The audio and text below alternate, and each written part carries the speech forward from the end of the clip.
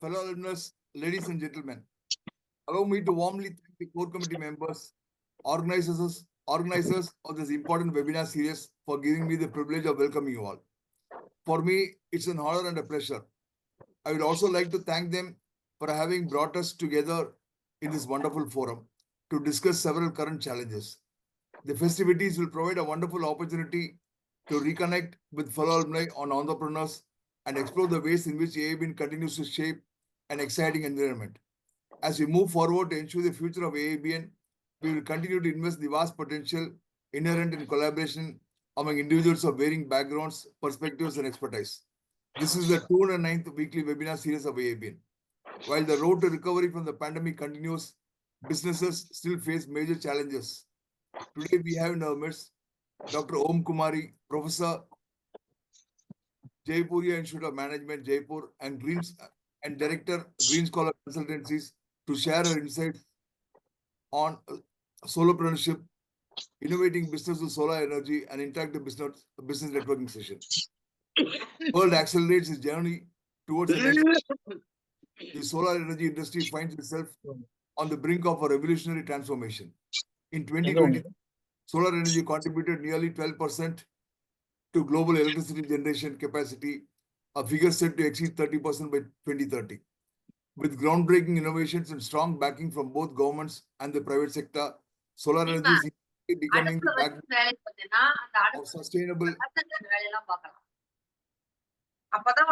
global energy systems. India's renewable energy sector reached a remarkable milestone in 2024, adding around 30 gigawatt of capacity, more than double the 13.75 gigawatt added in 2023. This growth brought India's total renewable energy capacity to over 162 gigawatt, propelling the nation closer to its ambitious goal of 500 gigawatt by 2030. Solar power alone played a pivotal role, with cumulative capacity surging to 97.86 gigawatts. The solar energy landscape in 2025 will be defined by domestic manufacturing, driven by the production-linked incentive scheme, reducing important reliance and bolstering supply chains. Innovations such as decentralized solar systems, agrivoltaics, and floating solar projects are solving land use challenges while extending clean energy access to rural areas. Energy storage advancements, including solid-state batteries, are tackling solar intermittency, while AI and IoT integration enable real-time monitoring and predictive maintenance. Additionally, the synergy between solar energy and electric vehicles is creating sustainable solar power transportation ecosystem. I have the pleasant duty of introducing and welcoming Dr. Oum Kumari. Dr. Oum Kumari has a bachelor's and master's degree in economics from University of Madras, and she is also a rank holder. She pursued her MPhil from Presidency College, Chennai in energy economics. She did a PhD from MNIT in energy management. She has also published many articles in national and international journals. She has also edited 4 books and authored 1 textbook. She has been actively participating in various national and international academic events and also been a resource person to many.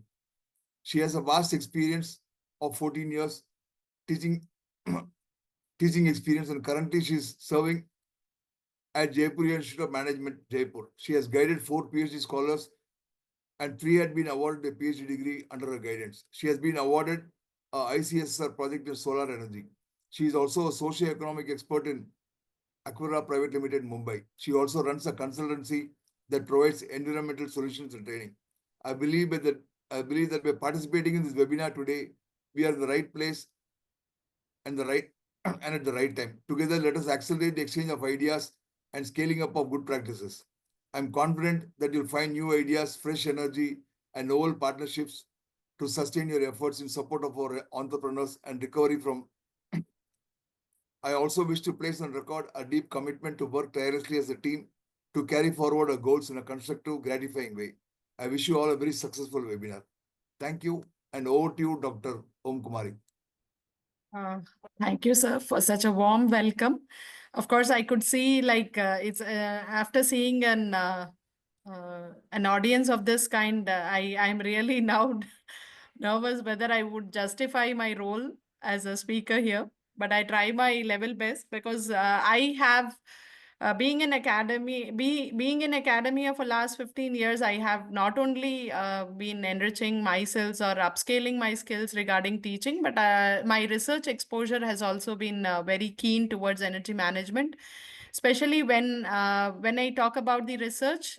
So the entire research has been driven by one particular agenda, that is like how can we avoid carbon emission on one hand, that is, and the second one is like how can we make it cost effective, so that people access to clean energy should not be a buzzword, or it should not be only within the reach of some affluent society, but it should also be within the reach of each and every one. And I think in next 20 plus years, our economy would be moving towards a self-sustained pattern, where we would not be relying more on national grids or state level grids for our electricity requirements, at the same time combating the global warming problems also across the globe. So, with the permission of the chair, I would like to present my agenda, which has been discussed earlier.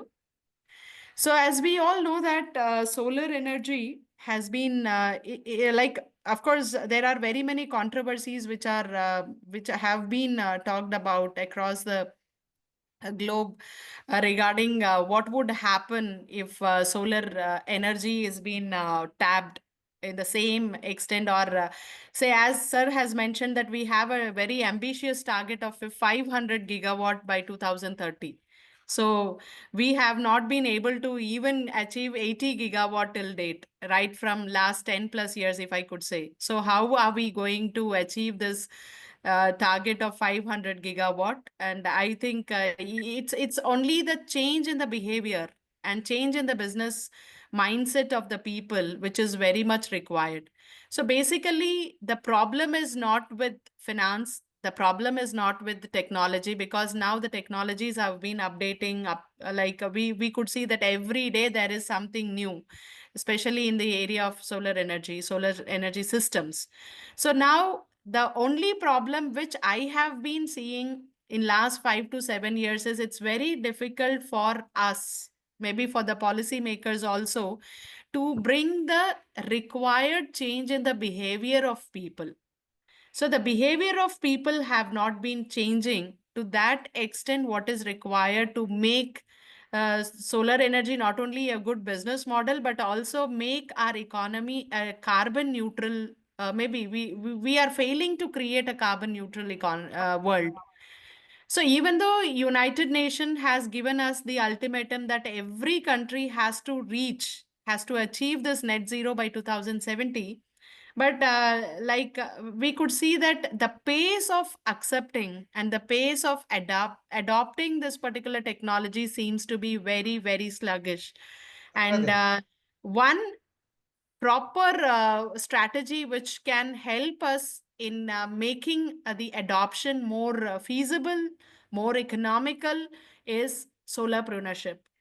So if we can have very many businessmen or startup which are oriented to in this particular domain, I think this particular problem of global warming, climate change, along with power deficit, along with mounting debts, ये सारे problems हम like can be solved easily. Sir, do you mind like should I converse in Tamil as well? No, no, no, ma'am. You can speak in English only, ma'am. Okay, okay. No, if there is a special requirement, since No, no, I have the advantage of using Tamil as a language, I can do it as well. no, no, Like, no, no, no issues. okay. So I'll just create a background like how the entire session of this particular 1 hour or 1 plus hour is going to. So basically, I have divided this topics of discussion.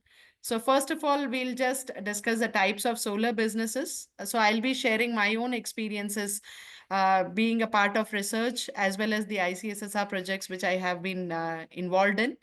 So some innovative business models in solar energy sector can also be taken. So I'll also be highlighting or emphasizing on some good case studies, maybe Indian and the international ones. Along with that, what are the technical and the financial challenges? Because most of the time, what I feel is it's the technical side and the financial side which brings a major, which plays a very major role. So, what are the challenges that has been faced? Then I'll just connect this topic with some of the major sustainable development goals. As we all know that the sustainable development goals, 17 goals are there, and United Nations has asked all the nations to um, achieve those goals in next 10 years or 10 plus years. Then I will also have the way ahead. That is, how can we achieve carbon neutrality along with this solar preneurship? And some case studies have been fitted in. And I also have some videos which could explain on which could make my topic more relevant and more meaningful. So to proceed, so as we all know that approximately, if I talk about the global data, 61% of the electricity still is coming from fossil fuels, may it be natural gas, oil, coal, and so on. This is according to the International Energy Agency 2023. And when I talk about India, we could see that even today, even after 70 plus years of independence, even we are talking about climate change and global warming, still 75% of electricity generation is from fossil fuels. And coal still happens to occupy a very prominent position here, covering all the energy requirements of the country. So this data has also been published by Central Electricity Authority, Government of India, in the year 2023. But significantly, we could see that this ratio has come down in the last financial year, but still it's more than 70%, which is not acceptable. The common threats that we have, it's really very like it requires a huge infrastructure. It requires huge investments.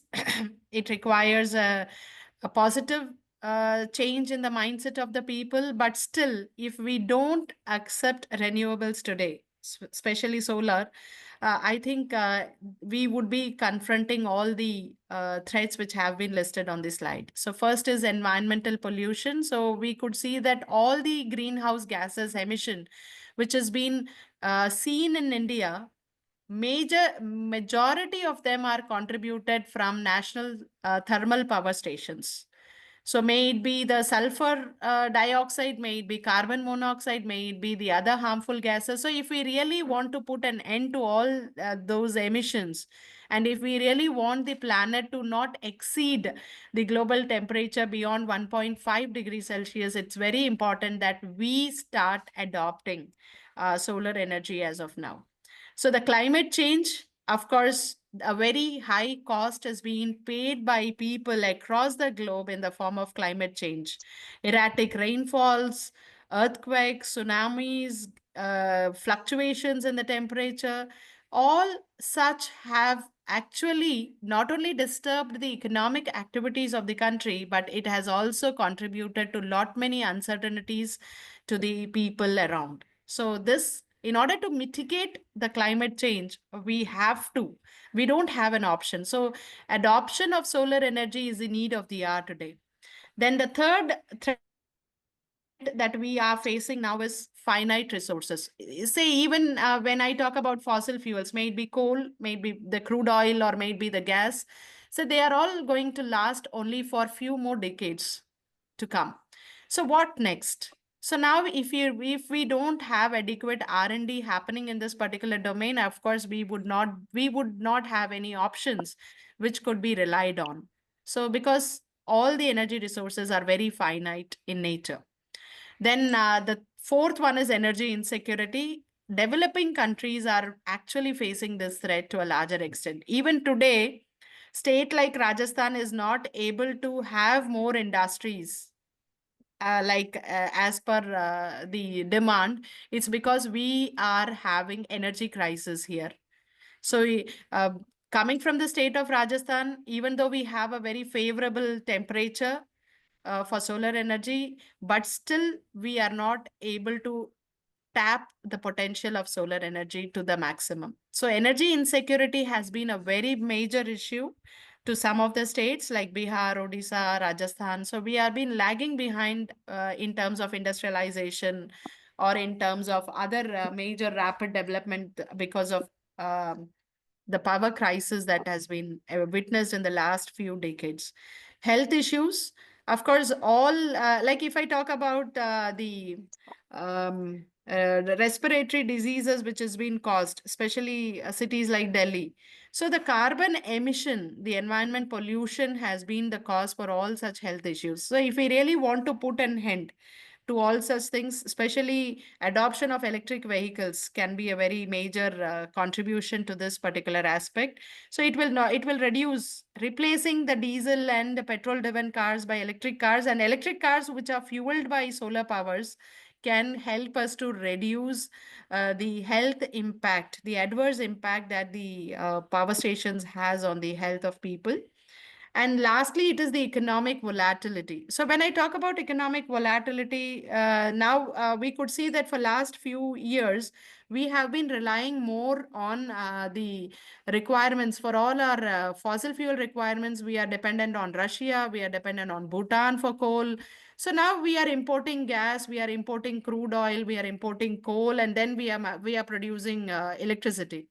So now, if there is any geopolitical tensions which have been seen in, say, we have the Russia-Ukraine war, we have just seen, and even if I talk about the recent Trump 2.0 impact, so these geopolitical tensions would create economic volatility, which again will have an adverse effect on the economic development of any particular country. So these are the major threats that I could see, like depending on fossil fuels and not adopting renewables will actually we have to pay a very high price in future. So now, moving on to why solar energy. So you might have a question like wind energy. Of course, Tamil Nadu is one of the state which is doing excellently well in terms in tapping the wind potential. And even in Rajasthan, we could see that some of the areas, because of the Aravalis here, Rajasthan is surrounded by this mountain range, and we have a good amount of potential, especially in terms of wind energy too. But still, why solar energy? Because here we could see the facts, very interesting ones. So Earth receives 1,73,000 tetrawatt of energy from the sun. So what the world requires, what we have is 10,000 times more than what we require. So it's easily available, it's easily accessible. So I think wind potential cannot be quoted here because it is not available in the same amount across the globe. And India, fortunately, since we are placed in the globe, if you just see, we have been the topic of cancer, the topic of we are placed the line of equator, so it gives us a very fair chance of enjoying 300 sunny days a year. So 300 sunny days, especially 750 gigawatts of electricity can be produced. But now, as of now, we are able to tap only 70 gigawatts. Uh, shall I continue? So I could. Yes, ma'am. Please go on, ma'am. Okay. Since 2010, the cost of solar power has also dropped. Like when I started researching, I should say that way behind in 2015, I started exploring this. So the cost of solar panels was very high. But now, per kilowatt, it was somewhere around 1 lakh rupees. If you want to install a solar panel for a capacity of 1 kilowatt, it costed around 1 lakh to 1.2 lakh rupees. But now the cost of having the same panel with a advanced technology for a capacity of 1 kilowatt, we are just paying 30,000. So here we could see that there has been a significant drop in the cost of solar power. So this is the reason why I'm advocating solar energy in this particular platform. And as we all know that solar energy requires no fuel. So very less maintenance cost and operation cost is involved in this.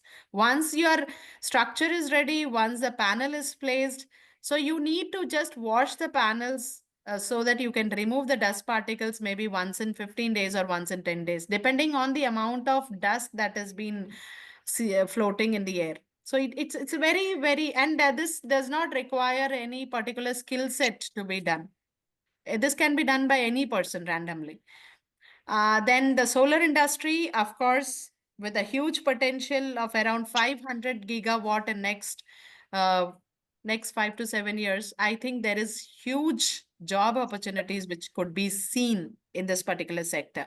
So there is a research, and there are some facts, interesting facts, which quote that 1.6 million jobs are to be created by 2030 if we are really very keen to tap this 500 gigawatt target. So if India wants to achieve this target by 2030, that is the next 5 years, we would be having an additional 2 million jobs which is created in this particular sector.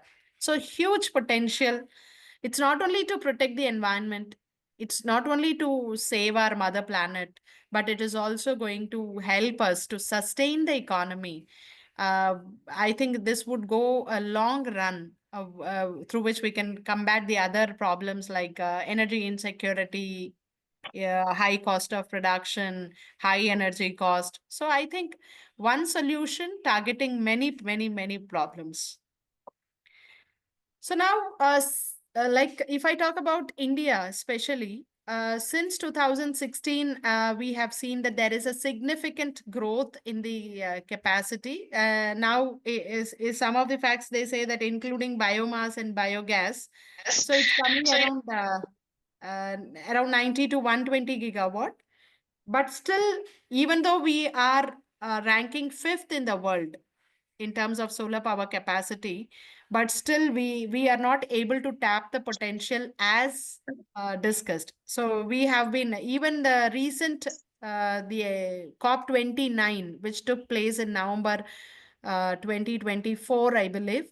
So this COP29, because this target was given, 500 gigawatt target was given in COP26, Conference of Parties, which took place in 2026.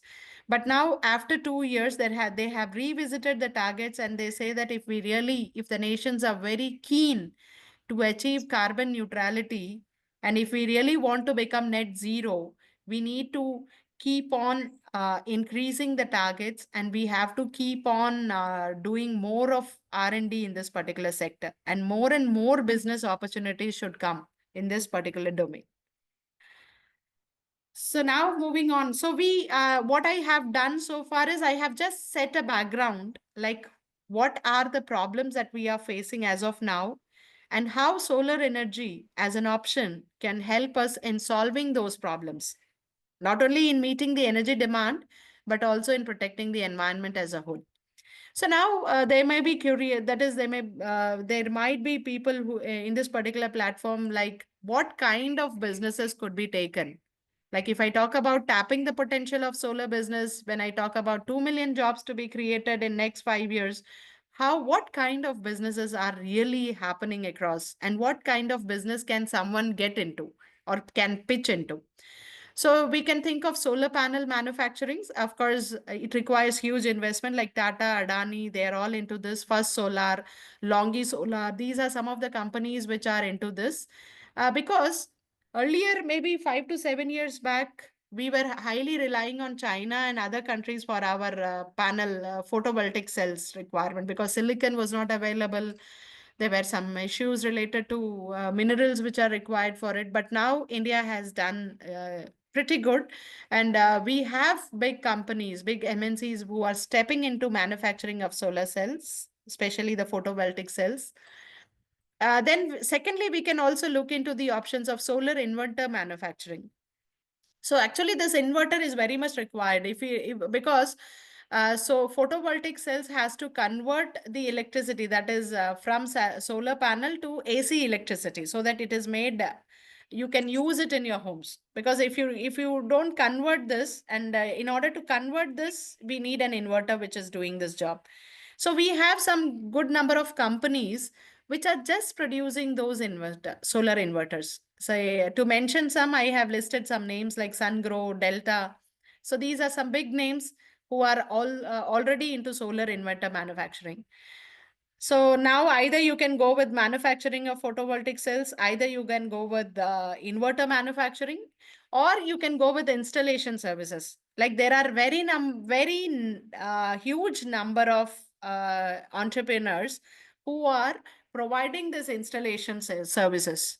So if I talk about, in my case, I have a company which has set just 50 meters from my residence. There is a company which is providing this installation services.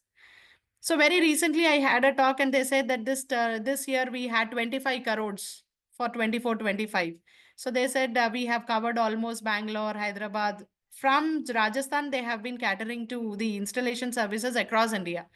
So they are not only providing engineering services, they also procure, they also construct that structure which is required for installing the solar panels is being provided by them. And because I know the person very closely, he says that there is like a good amount of margin in that. So 25 to 30% of margin. So we have companies like Digi Solar, we have Renew Power, Azure Power, Vikram Power, Solar. So these are the companies in India which are providing solar installation services across the states. Then we have another option, solar project developers. Like if I don't want to get into all the technicalities, I don't have any idea about solar energy. I'm not from electrical background, I'm not from energy management background. So what do I do in that case? So what you can do is you can just provide them finance, you can provide them plans. So maybe you are just rendering the expertise in terms of finance or in terms of technical advisors. Maybe you work as a consultant here.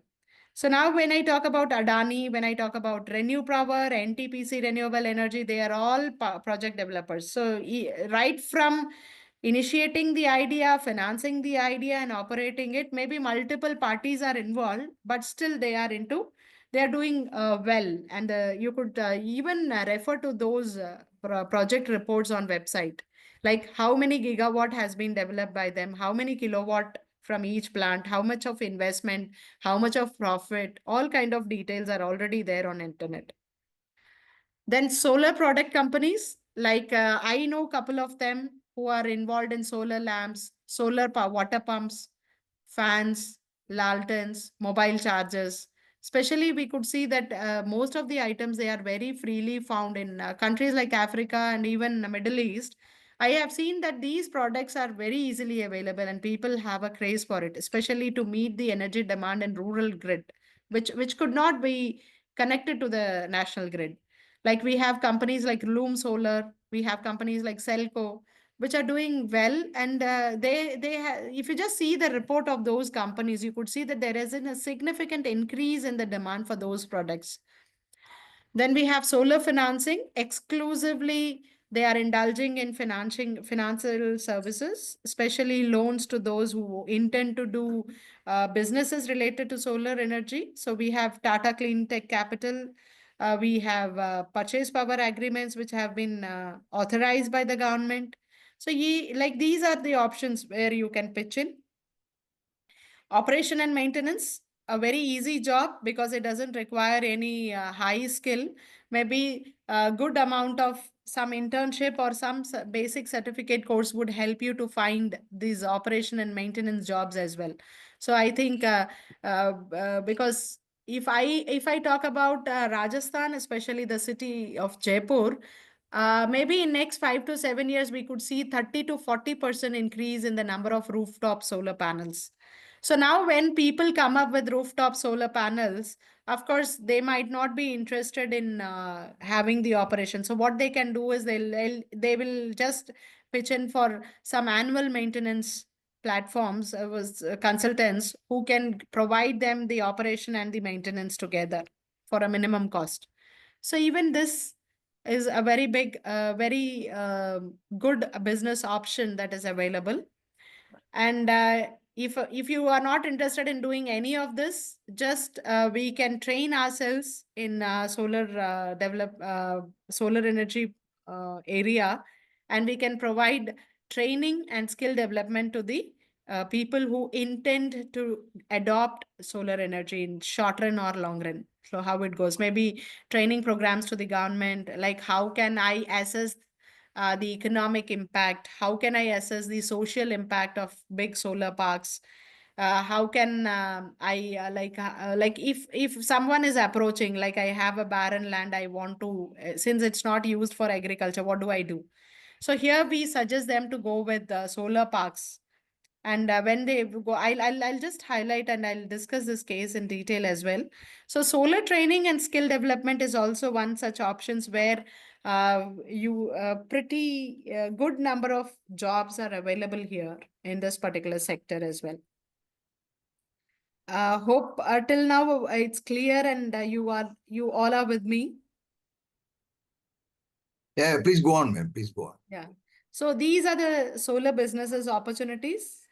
I'll also emphasize on agrovoltaics, which is my ongoing project with ICSSR, so that people also get some insights from this particular project. So here I'll discuss a very interesting case, which is about Aurora Solar. Two students from London Business School, even in their graduation program, they wanted to do something. And what they did is after the college hours, before the college hours, they hardly met, but they had a very common vision that they wanted to do something to the society, so and protect the environment. So what they did is till date they have designed around 8,000 solar projects, and they have a target of 10 million solar projects by the end of the year. The company, if you could see, 7,000 residential and commercial customers are there. And what unique is about this startup is they have enabled the technology using AI. So now you could see that how AI, metaverse, blockchain is all coming into. I had an opportunity to write a chapter in one of the book where I had just helped them the audience to know how blockchain works well in securing energy security, especially solar panels. So I can also place the link of that particular chapter. So now it's an AI era. So now I think when the entire globe, the technologies across the globe are being changed or upgraded. So the solar energy platform has also been AI enabled these days. So these founders, especially the Hopper and Adioma, so they had decided to make the solar system more effective. So they get it customized according to their demand of the customers, maybe the capacity and other stuff. But they are all doing it with the help of AI. So now, this particular company, they are using the computer vision, like design system, how the design system should be, how it can be tailored to the customer's needs, and how the modeling technologies can speed up the installations, how can it reduce the cost, and so on. Yeah, sir. Go on. Proceed, ma'am. Okay. So this is a case like I think if this PowerPoint is made available to the audience, they can themselves watch the video. So it's completely the the entire how the project has been initiated and how the project has been started. Now, if I talk about India, in India, we have Maruti Suzuki, we have Mahindra and Mahindra. So, especially when I talk about Mahindra and Mahindra, they till date they have installed around 50 megawatt of solar capacity. And what they say is they have cut down their energy bills by 30 crores. Can you just imagine by just having solar plants installed in their for their own requirements, they have cut down their energy bills drastically. In the same way, Maruti Suzuki is also expanding its solar capacity. So now, if you just see for the last financial year, around 43 megawatt power has been generated by them with the solar potential. Like they have been very keen So not only it makes them economically stronger, but they are also able to earn this carbon credit through this program. So when they are installing solar capacity, on one hand, it enables them to cut down their energy bills, and on the other hand, it is helping them to contribute to the environment protection, combat the climate change, and other stuffs as well. So I have incorporated some videos. So if the audience, they feel like expanding their knowledge beyond what I have discussed, they can look into this. So there are different types of solar panels, because when we started researching maybe 10 years back, the panels which was available, or 15 years back, they are supposed to be very inefficient. But now the panel which we have, it gets adjusted according to the direction where the sunlight is maximum. So we have solar panels, we have solar cells which rotate 360-degree. But it's, even though it is very expensive, but still I feel that like what I'm talking about is monocrystalline. So sorry, polycrystalline. So even though polycrystalline and monocrystalline panels are there in the market, but monocrystalline has been more efficient because the conversion rate of solar energy into electric energy has been maximum. For those people who are who want to go with some budget friendly panel in their, for their limited use, they can think of thin film panels. So thin film panels, they are not very costly. They are not expensive, but their conversion rate of solar energy to this particular electric energy is very minimum. So we have different types of solar panels. But now here I would like to highlight one of the fact. Say 15 years back, when we were not having a dynamic solar system, because rotation was also not possible, and now you could see that we have different types of solar panels available, but earlier it was not the case. The extraction of solar energy or conversion of solar energy was very minimum. With the high cost, it was not able, people were not able to recover the initial cost from that. So this was also a big problem. But nowadays, we have overcome this through a good number of technology advancements which has taken place in solar energy. And one more thing which I would like to highlight is the life of solar panels were just 5 years. What I'm talking about is maybe 15 years back, maybe 15, 20 years back. But now the life of solar cells or solar panels have been increased drastically to 25 years.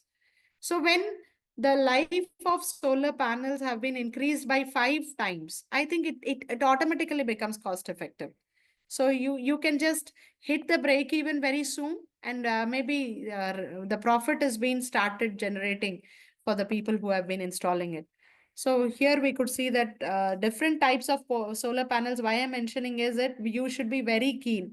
You should not just see the economic aspect, but also the amount of wastage that is being to be contributed through this panel. Because if the life of solar panel is just 10 years, you have to dispose it into the environment again.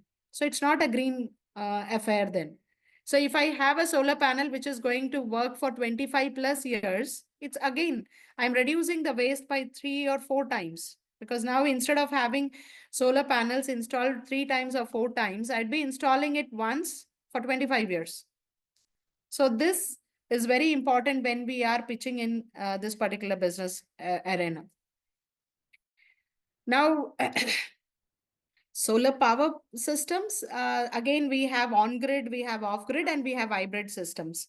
If anyone is familiar with the one of the village in India, which is 100% solar powered, they don't have any contribution from the national grid. They are powering themselves on the basis of solar energy. So we have Modera in Gujarat. So this is particular village, first in India, which has sustained their electricity energy demands through solar panels. So this is actually very much suitable, and it comes under off-grid system. their government is not supplying electricity. The community themselves, they have come up with the solar panels and they are trying to generate the solar power. Like if you are interested, I'd request you all to go and watch some videos on Modera, which is a village in Gujarat. How they have and now it has become a model village for the entire country. So they are being this particular case has been referred in most of the cases, even abroad as well, like how this rural remote area has fulfilled its energy demand through solar power. Then we have on-grid systems. So on-grid system is like if I have a rooftop in my own residence, of course I would be generating power, but it is again going to the grid. So I would not be using it directly to my own needs. So that electricity would be supplied and connected to the grid, the national grid or the state level subgrids which are there. So now again, the amount of electricity I would be consuming would be deducted from the amount which has been generated from my rooftop. So we call this net metering facility as well. So here you would not be paying the price for the electricity that you are consume, but you would not be consuming the electricity which you have generated directly. Actually, the problem with off-grid system is sometimes solar panels may not be efficient in generating electricity. Maybe if it is a rainy day, if it is night, of course, we don't have access to solar system. So now during this particular case, you are not able to access electricity or the energy for 24 into 7. Then what's required is you need battery storage, which is again a cost addition. When you are procuring batteries and when you are having batteries installed and when you are um, trying to have the power supply backup, of course, it is again a cost addition. And again, disposal of those batteries would become problematic. So, in order to avoid this on grid system with net metering is a very good option. In urban cities, government is supporting this on grid system. Then the last one is we can also go with hybrid system where we have both on grid and off grid system. So you can power yourself whenever the power is available in the daytime, and during night you can have the energy which is being supplied by the Ministry of Power. So this is how hybrid systems also work. So we can plan. Like if I am interested in having solar installations in my farm or in my house, of course, if it is in your house, then you should be relying on on-grid system. And if it is for some farm services where people are not residing, it is going to be used only for the farm needs, then we can go for off-grid systems as well. If I have both, then you can have both the systems, hybrid and that is on-grid and off-grid systems. So how do a major question that people ask me, even though I'm not an expert of this particular area, but maybe reading and researching for so many years has made me maybe as compared to others, I have been sensitizing myself in the area of solar power. So basically, what are the basic things that we should be knowing? Like if I want to go with solar panel for my own residence. So first thing is we should check for the efficiency. So the conversion rate should be at least above 18% or around 20%. So this efficiency rating is very, very important. We should check for these ratings. And we should also go for panels which have an average life cycle of 25 years. Of course, so some of the companies, like I know some of the companies which are actually providing solar energy infrastructure to the educational institutes, big universities, private universities, with zero investment. What they do is they place the panels, they place this entire infrastructure. They'll get into this purchase power agreements. That is, they will be selling the power which is generated from that solar infrastructure for 25 years at some standard pre-decided price. Say, if the commercial price of the government grid, national grid, if they are charging 9 rupees, this company will charge them only 5 rupees, but it would be fixed. That is, they will be charging 5 rupees per unit for 25 years. So the bill that the educational institute would be paying to the company is as per the price which they have quoted. So now the educational institute, they don't pay anything, they don't invest anything, but the thing is they have also cut down their energy cost by 4 rupees per unit. So now these are also the ways. So big companies have already pitched in. Big companies have pitched in big hotels, big educational private universities where the power bills are around in lakhs or in crores. So big 5-star and 7-star hotels, they require the energy requirement is very high. So now the companies can pitch into this particular sector. They can have an agreement with these hotels, with these schools, with these educational institutes, and they can say that we will place the panels, we'll not get any investment from your side, but the thing is you would be paying us 5 rupee, that is 50% of what you are paying to the grid. A good thing about it is schools, they would not be requiring electricity. Educational institutes would not be requiring electricity during night times. It's very limited. So even the efficiency problem could be taken care of. So many people are doing this. This has become a very lucrative business opportunities which we can think of. Then the third important thing is the installation space. If I want to install solar panels of 1 kilowatt capacity, then I would require some 80 square feet space, 80 to 100. So now, if I want to go with 5 kilowatt, which is the bare minimum that a person can have, then you should have at least 400 to 450 square feet of space available on your roof. So if I don't have this space, either in my garden or in my roof, then of course there is no point in considering solar options here. So you need to be very careful. You need to be very mindful about the space requirements, because I have seen people who want to, but their space which is available doesn't permit them to have their own installations. They have their own structures inbuilt in their residential sector. So this installation space consideration is also equally important. And then the last thing we have to do is we need to get the quotes from different vendors, because nowadays it's completely on the basis of bidding, right? So the vendor who is able to give us the power at the minimum cost, we should go with this. If you are not installing it on your own, and if you are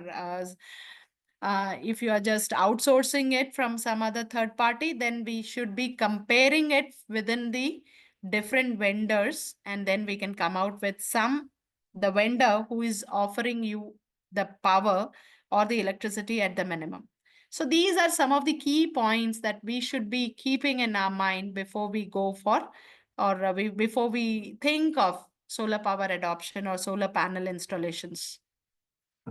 So this is some fact, because many a times we fail to notice this, because if you have farmlands, if I talk about agrovoltaics, that is completely different, because we would be using barren lands there. But here in the case of residential rooftop, its requirement is say 100 square feet approximately, with the structure imbibed in it. So these are global examples which I wanted to quote. So the Canary Island of this is maybe a very good case with relevance to European Union. So here, this particular island has a population of 11,000 only. So this 11,000 populated island has moved towards energy self-sufficiency only by wind and water.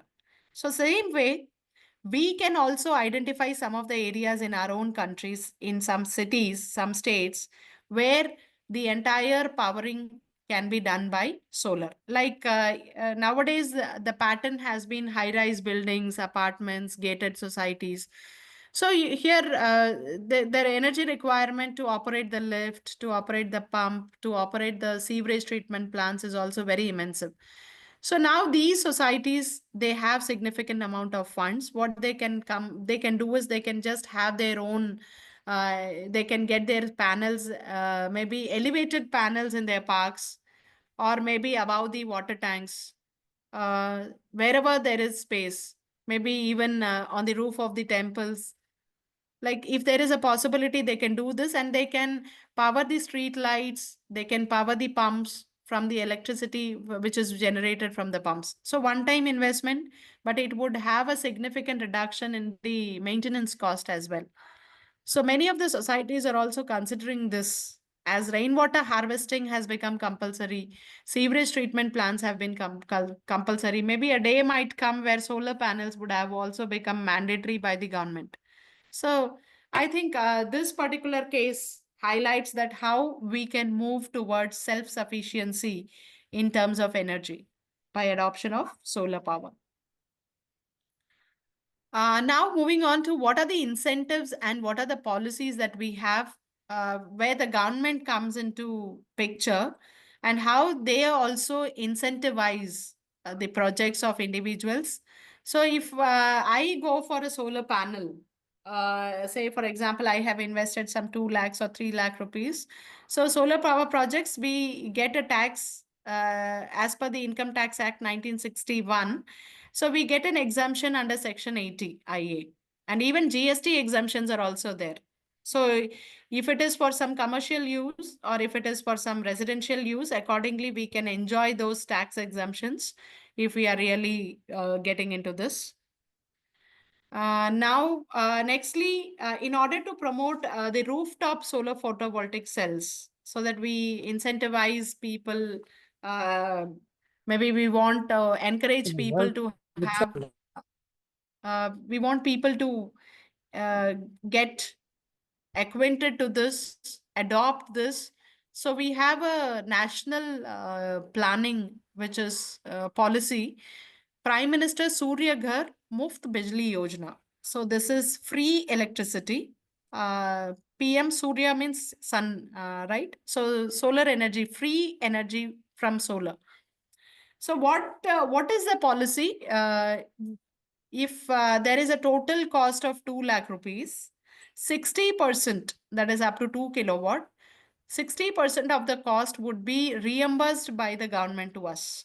If I am going for solar photovoltaic cells, rooftop solar photovoltaic cells, 60% of my photovoltaic installation charges would be met by the government. And 40, I have to take care only the rest 40%. But this is only for a capacity of 3 kilowatt, not exceeding that. So we can also, like, there is the details of the website has also been placed here. If anybody is interested in exploring it, you can go to pmsuryagar.government.in. So now they have a next year budget. If you just see, 75,000 crore rupees has been allocated under this policy. And the government is very keen to provide subsidies under this, because you could see a huge amount of allocation in terms of budget allocation has been done. So now, when I have a 3 kilowatt panel installed in my house, maybe in my rooftop, so it is going to cut down my electricity expenses, because the amount of electricity that has been generated from the rooftop is again through net metering, it is getting into the grid. And then it is the electricity which I am consuming from the grid will be automatically deducted. So we can say that, but again, there is a limit of 300 units per month. And I think 300 units significantly, a member of 4 to 6, they hardly consume 300 units per month. And this is sufficient enough. Again, disclaimer, it depends on the state where you are and the maybe the temperature of that particular city. Then we have grid connected rooftop solar programs. So this is coming under the Ministry of New and Renewable Energy Sources. So again, we could see that they have a target of 40,000 megawatt addition by 2026. So by next year, so they have to add the contribution from solar panel is more than 40,000. So now central financial assistance. So 40% of the total cost would be covered for any individual. सुनो, उनको चुप करा दो ना, ये दोनों देखो. Uh, just a second, sir. 1 minute, sir.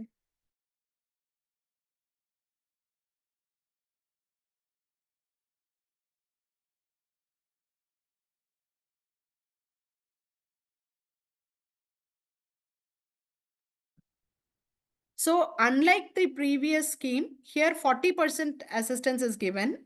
and 20, up to 3 kilowatt, and 20% financial assistance is given from 3 kilowatt to 10 kilowatt. So here they have also made a clause that communal facilities, like as I have mentioned, the housing societies, like we have panels to run our STPs, we have panels to run our water pumps. So now these communal facilities can be taken care of under grid connected solar rooftop program. So there is a national portal for rooftop solar or state discom portals, and if anybody is interested, we can directly apply to the portal, and subsidies they get transferred to us directly. So this is also one important scheme.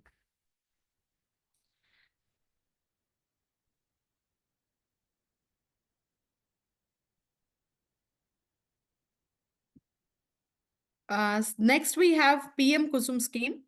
This is a very, very interesting scheme, and very high targets have also been set. So it was launched in March 2019. The ICSSR project which we are doing is under this. We are just studying the impact of PM Kusum scheme. And we are just we are just seeing the challenges that the farmers are facing, even in spite of having very many initiatives from government side, why farmers are finding it difficult to adopt solar energy in agricultural area. So here, this particular scheme, Pradhan Mantri Kisan Urja Suraksha Evam Udhan Maha Abhiyan, it actually supports Indian farmers. So what they can do is they can solarize their agricultural practices, and water security along with energy security can be taken care of. Like I'd like to brief that why this scheme was initiated. In Rajasthan, we face severe energy crisis. Severe energy crisis in the sense the because we are fueled by thermal power stations, the demand is exceeding the supply, and the Ministry of Power was not actually able to provide electricity to industries, commercial purpose, residents, and agriculture. So the problem was the farmers were given the provision of having this electricity supply only during nights, that too for some few hours, because of lack of supply, maybe supply not up to the mark. So the farmers were forced to cultivate or to forced to have their irrigational facilities only during some particular hours on some particular days. So this was a major setback to most of the farmers not having electricity during the daytime. So what they did is the farmers they started depending or relying on diesel pumps for irrigation. So diesel pumps, it's not cost effective. At the same time, they are also resulting in high carbon emissions. So this is the reason they wanted to discourage people from using diesel pumps, and they wanted to encourage people to become self-sustained. So now this is one particular scheme where anyone who is interested can get the projects, that is can set solar parks in some particular area, and they can generate electricity, and they can supply it. Of course, the criteria is it should be within 5 kilometers range of subgrids, wherever the subgrids are. The energy which is generated, the electricity which is generated would be going to the grid, and from the grid the farmers would be able to have access to this electricity even during daytime. So this is a very important scheme. So now the farmers, they are taking care of the water problems as well as the energy problems to a larger extent. So now, if I talk about, there are three different components. Like PM Kusum, there is three categories. One is A, one is B, and one is C. So in some cases, the government is going only with pumps. In PM Kusum category A, there is no subsidies, but the entrepreneur who is providing the solar parks, they can supply it to the farmers, and for 25 years they can get into purchase power agreements with the government, that is Ministry of Power, and they can generate an income.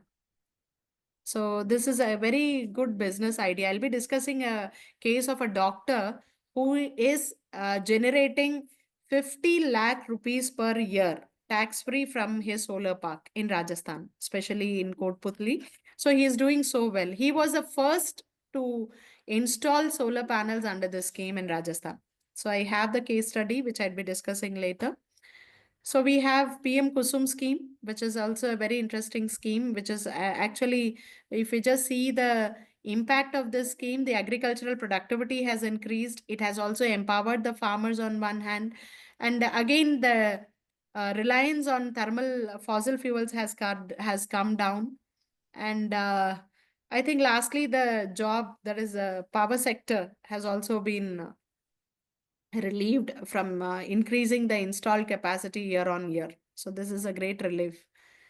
So even though it comes with a cost, but still this particular scheme is doing wonders. Then we have national program on high efficiency solar photovoltaic modules. So basically, this is a production linked incentive schemes.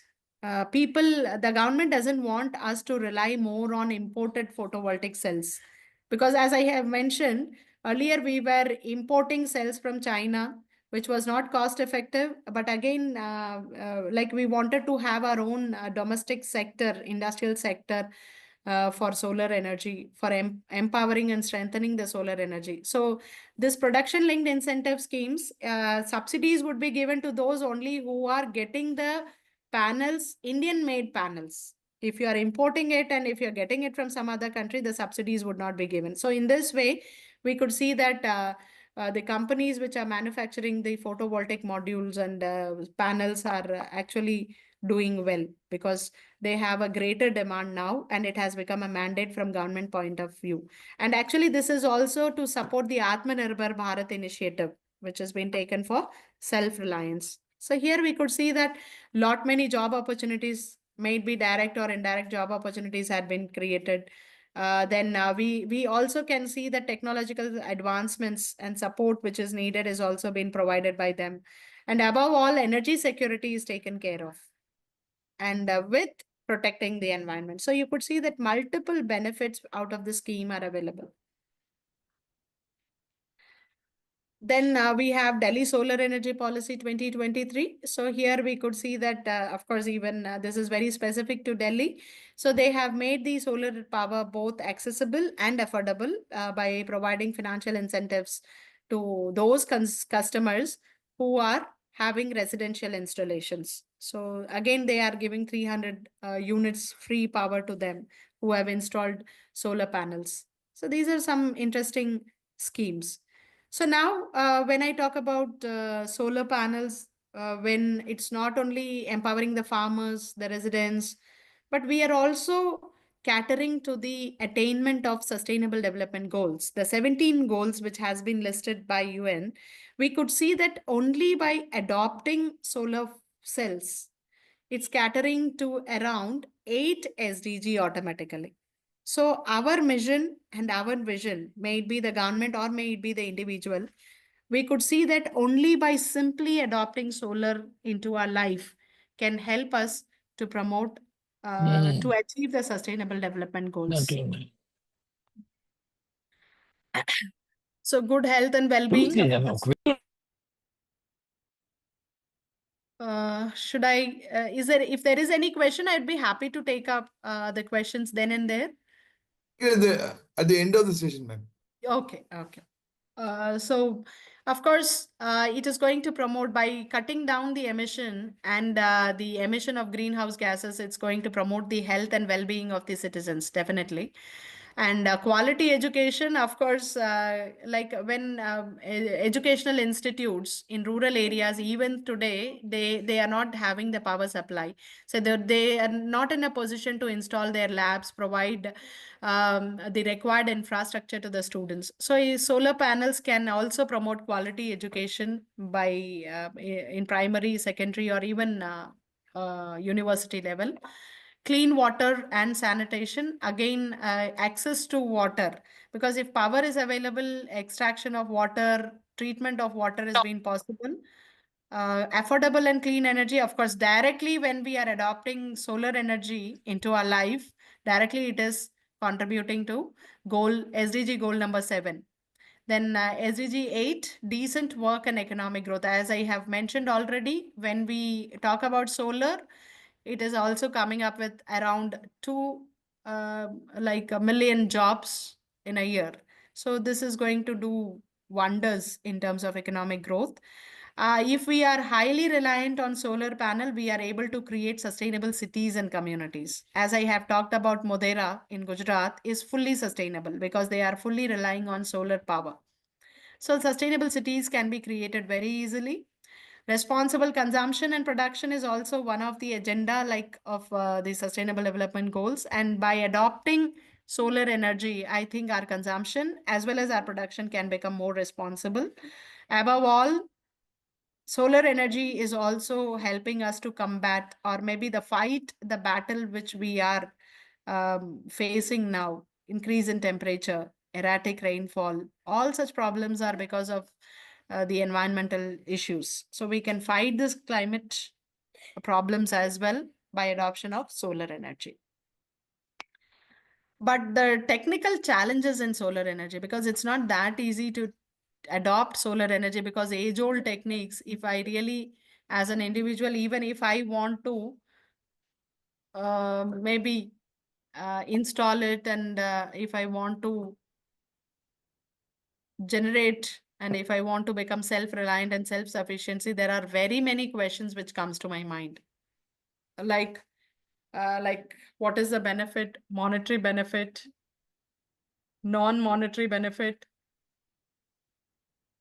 non-monetary benefit that I would be getting from the solar panels. First one is intermittency and reliability, because during rainfall, during winters, because Tamil Nadu does not have winters, but here in Rajasthan we have winters, extreme winters and extreme summers. Say solar panel cannot extract energy, solar energy, convert it into electricity if the temperature goes beyond 35 or 37 degree.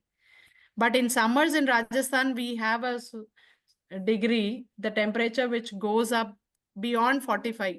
It's very near to 47, 48. So here panels would not work. And even in extreme conditions, we don't have good amount of sunlight in January and last week of December. Then what about?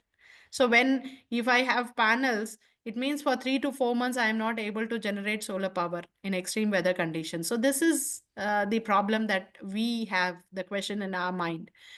Then high upfront cost. As I had already mentioned, for 1 kilowatt capacity, even though the cost has come down from 1,20,000 to 35,000, but still it's very high, because 5 kilowatt in the if I want 5 kilowatt capacity to be installed through solar panels, I would be requiring some two to 2.5 lakh rupees. So this is a very huge cost for a middle class or lower middle class person.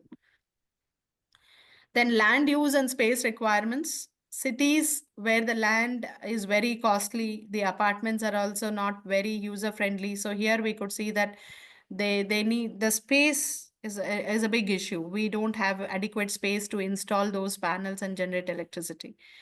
Then manufacturing and supply chain issues are also there. So, solar components are not that easy to be produced and that easy to be distributed, and we don't have normally in all the places. So ensuring efficient production and efficient distribution is again a problem. Grid integration and infrastructural challenges, because even if I come up with panel, even if I have a solar park in my farm, but I have to integrate this with the grid or this upgrade, which is again inviting cost. I have to spend, say, recently we had a visit to one of the solar parks. They have spent 30 lakh rupees only to get the power, their solar park integrated with the grid. So it's not that easy to talk about this and maybe adopt this with such a high cost. It's a high cost affair, I should say. Moving on to the financial challenges, again, complex paperwork and regulatory processes. It's not that easy to get power purchase agreement signed. And again, one major problem that we are facing as far as the solar power is concerned, I'm ready to invest, I'm ready to enter into purchase power agreements. But the problem that I see is Say if today the Jaipur Vidyut Nigam has promised to pay me 3.5 rupees per unit for 25 years. But today this 3.5 rupees may seems to be okay. But after 5 years, when I see the inflationary pressure, this 3.5 rupees may not seem to be okay. But now the agreement is for 25 years, is done for 25 years. I cannot alter the amount. So, so all such complexities are there. So we need to include this inflation part. Accordingly, there should not be an agreement which is going to work for 25 long years and so on. And maintenance and operational cost, even though it's minimum, but for big parks and big plants, again, it's huge. The rate of interest, even if for commercial purpose or for residential purpose, I'm going to install panels, the interest rate which I'm paying is around 9%, which is equivalent to a home loan. So the problem now is the return on investment is very, very negligible, I should say, it's in bits and pieces. So that is the reason why people are not finding this very, very lucrative. Fixed rate from discoms, I have already. Distribution companies. Discoms are nothing but distribution companies. The rates are fixed. Raghav, इनको बोलना थोड़ा. So, conclusion, of course, embrace the sunshine and join the movement toward a brighter future in India. And we have to imagine a robust future where we could see every house having a panel. It's working on a self-sustained mode. And I think each one of us are having access to clean energy in next 10 years or maybe next 15 years, even though the targets are very high, but still if there is a positive attitude in us, I think change is always there. And being an economist, my professors have always been quoting this: number of challenges are always equal to number of opportunities. And wherever and whenever we see a challenge, we can see an opportunity also creeping in. So now, even though solar power has so many challenges, I think so many opportunities are also there, hidden. So the moment we start exploring, start reading about it, start researching about it, lot many opportunities can come to our mind. I wanted to actually show an video. Gopi sir, would you permit me?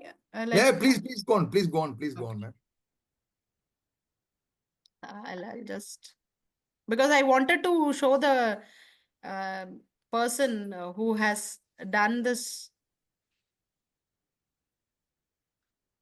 Just a second.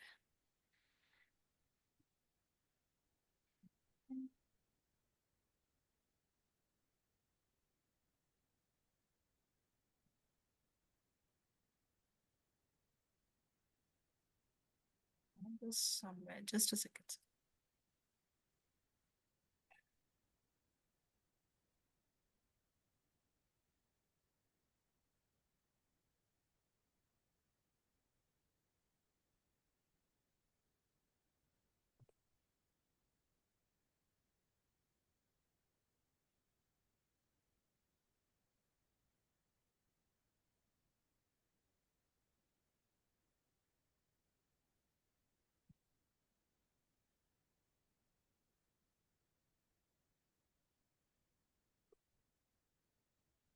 It is first solar park under PM Kusum Yojana.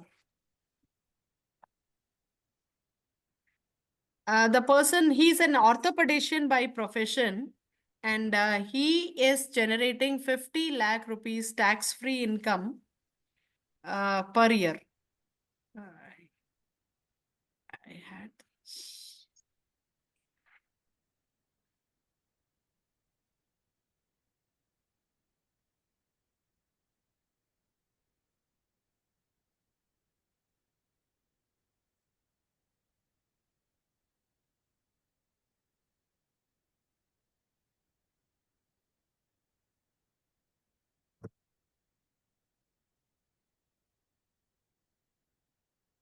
The first farmer under PM Kusum Yojana. So here you could see. Sir, is the video visible? Not the full screen movement. Okay, just a minute. Yeah, you can open the video. Great.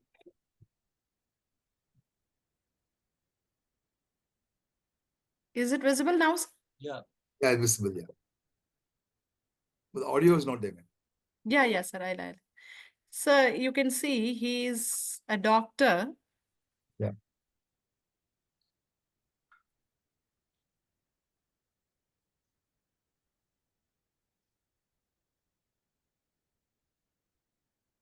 Is audio there, sir? No, ma'am. No audio. No. Okay. You will have to reshare with media audio. I think some setting is there. Now? No. No, audio is not there, man. कन्वरपुरा Kotputli tehsil Okay. में है। यहाँ पर नियमित बारिश नहीं होती। Yes, coming. इसलिए किसानों Can you hear, sir? Yes. Okay. वर्तमान में यहाँ का भूजल इतना गहरा It's in Hindi, but I'll explain you, sir. Once you watch this, I can कि explain गांव you. में पानी का संकट मंडराने लगा है। पहले यहाँ 50-60 फीट के ऊपर था। अब यहाँ 400-500 फीट हो गए पानी की, मतलब बाहर भी कम आने लगा। बहुत नीचे गए थे 70 से ही। पहले तो ये इंजन थे, उनसे खेती करते थे। अब बिजली से भी 6 घंटे बिजली आती है, न पानी इतना नहीं, इतनी बिजली आती है। अमित पेशे से डॉक्टर हैं, लेकिन उनका परिवार खेती किसानी से जुड़ा है। गांव में बिजली और पानी के संकट ने खेती को मुश्किल बना दिया है। अमित ने इस संकट के समाधान के लिए एक नया रास्ता खोज निकाला। हम इसमें पहले हल्की फुल्की खेती करते थे और वो खेती हमारे लिए कुछ ज्यादा फायदे का सौदा नहीं हो रहा था कि इसमें कभी बारिश ज्यादा आ गई, कभी बारिश नहीं हुई, कभी सर्दी ज्यादा पड़ गई, कभी धुंधड़ आ गया, तो कभी खराब हो गई।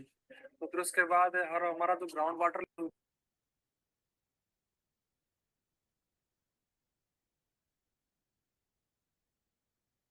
Voice has gone down.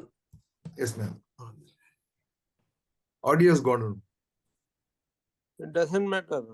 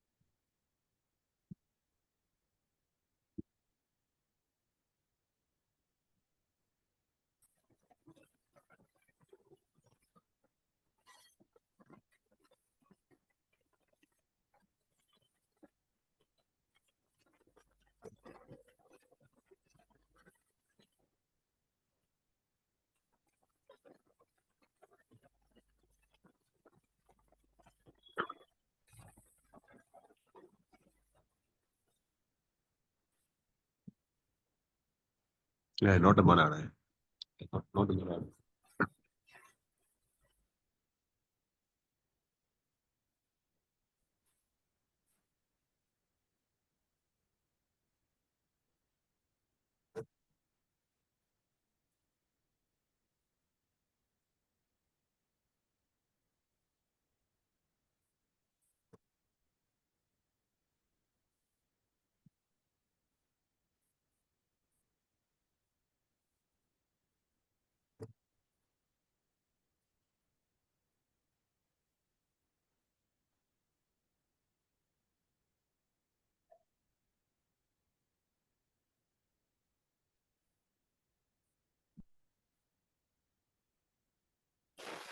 30 से कम नहीं था।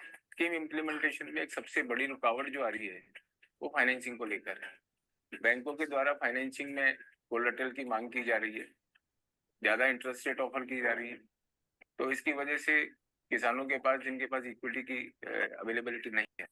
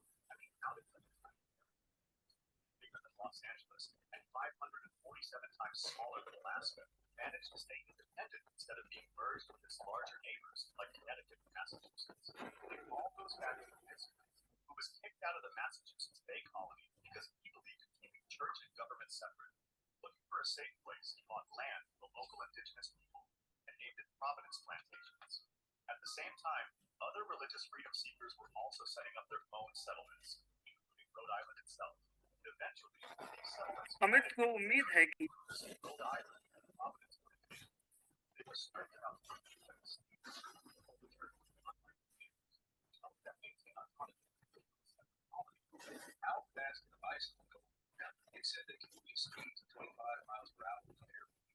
Is my screen visible? Visible. Okay.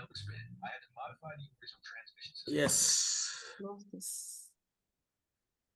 Actually, this is a very interesting case. Actually, in 2021 during COVID, he was inspired by the cost cutting that took place because of installing solar panels in his own hospital.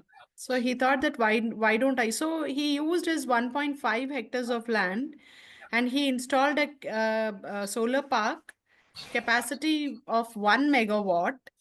And this 1 megawatt has helped him to not only overcome the water crisis, but also the productivity in and around the farmers are also actually enhanced. So the purchase power agreements has been already done for 25 years. He is going to supply power to the in and around, that is a subgrid, which is also going to help the farmers nearby. And he is also earning an average, after meeting all his cost, he is having an income of 4 lakh rupees per month. This is what he has mentioned.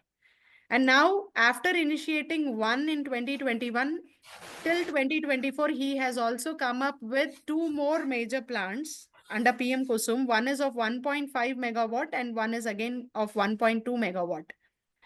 So here you could see that a good number of even barren lands where the water table level has gone down, which is not suitable for any cultivation anymore, people have started using or building their own solar parks.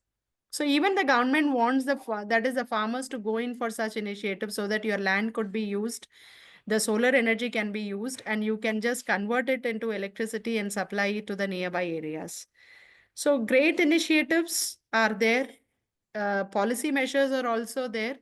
And I think only one thing which is lacking is the acceptability and the awareness, which we need to be creating in the years to come.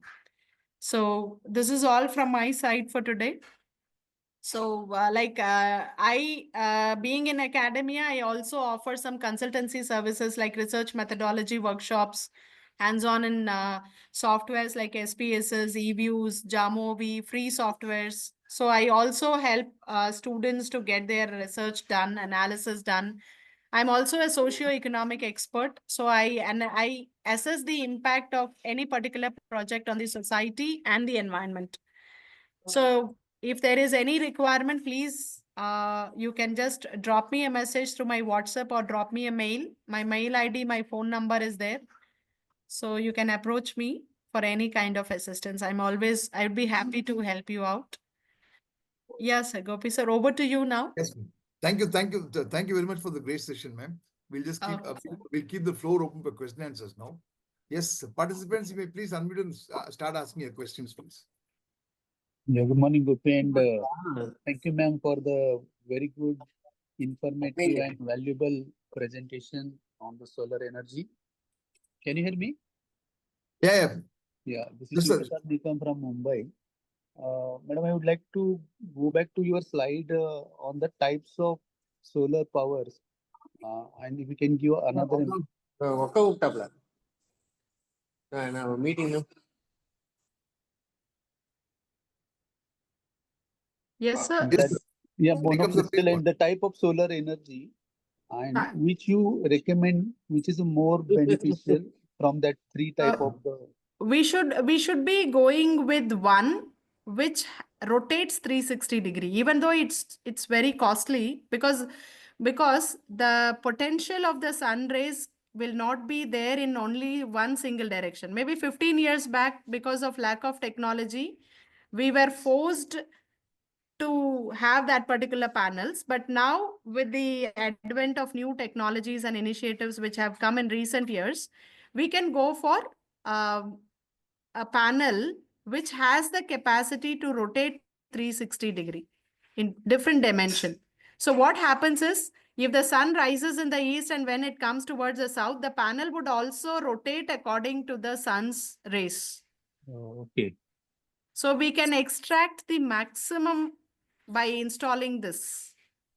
If you are, because again, I'll advise you, if we wait for those government policies and if we want the government subsidies, the queue is very long. Mm-hmm. And you have a waiting time of say 1+ or 2 years. At the same time, they will force you to make you buy Indian, because it is linked to production linked incentive schemes. You have to buy the panels which are made from India. Okay. But they'll be using the same technology, what you're talking? Yeah, but sir, like there are better technologies which have been imported from other countries. Our Okay. technology is not at par with the one which is in China and which is coming from other countries. So private companies which are catering to the solar needs, they are relying on imported cells. They are making the panels, but some parts of it is still imported. So the efficiency level is high. Okay. And when Okay. it is a time to dispose it, this will qualified as a hazardous waste being Yes, containing. yes, sir. Actually, yeah, nowadays the research is, because the greatest threat that we have with the adoption of solar panel is, where would we dispose this, because it's harmful again. So now we are trying to, the researchers, I have read some of the articles where people are just trying with reuse of silicon again. Silicon is also getting reused again. So now when we reuse the materials, I think the structure can be reused again. The only threat we have is the minerals that has been there. So now if this research works well, and if we are able to reuse the silicon, the threat is gone. And now the research is also going on to increase the life cycle of the cells to 50 years.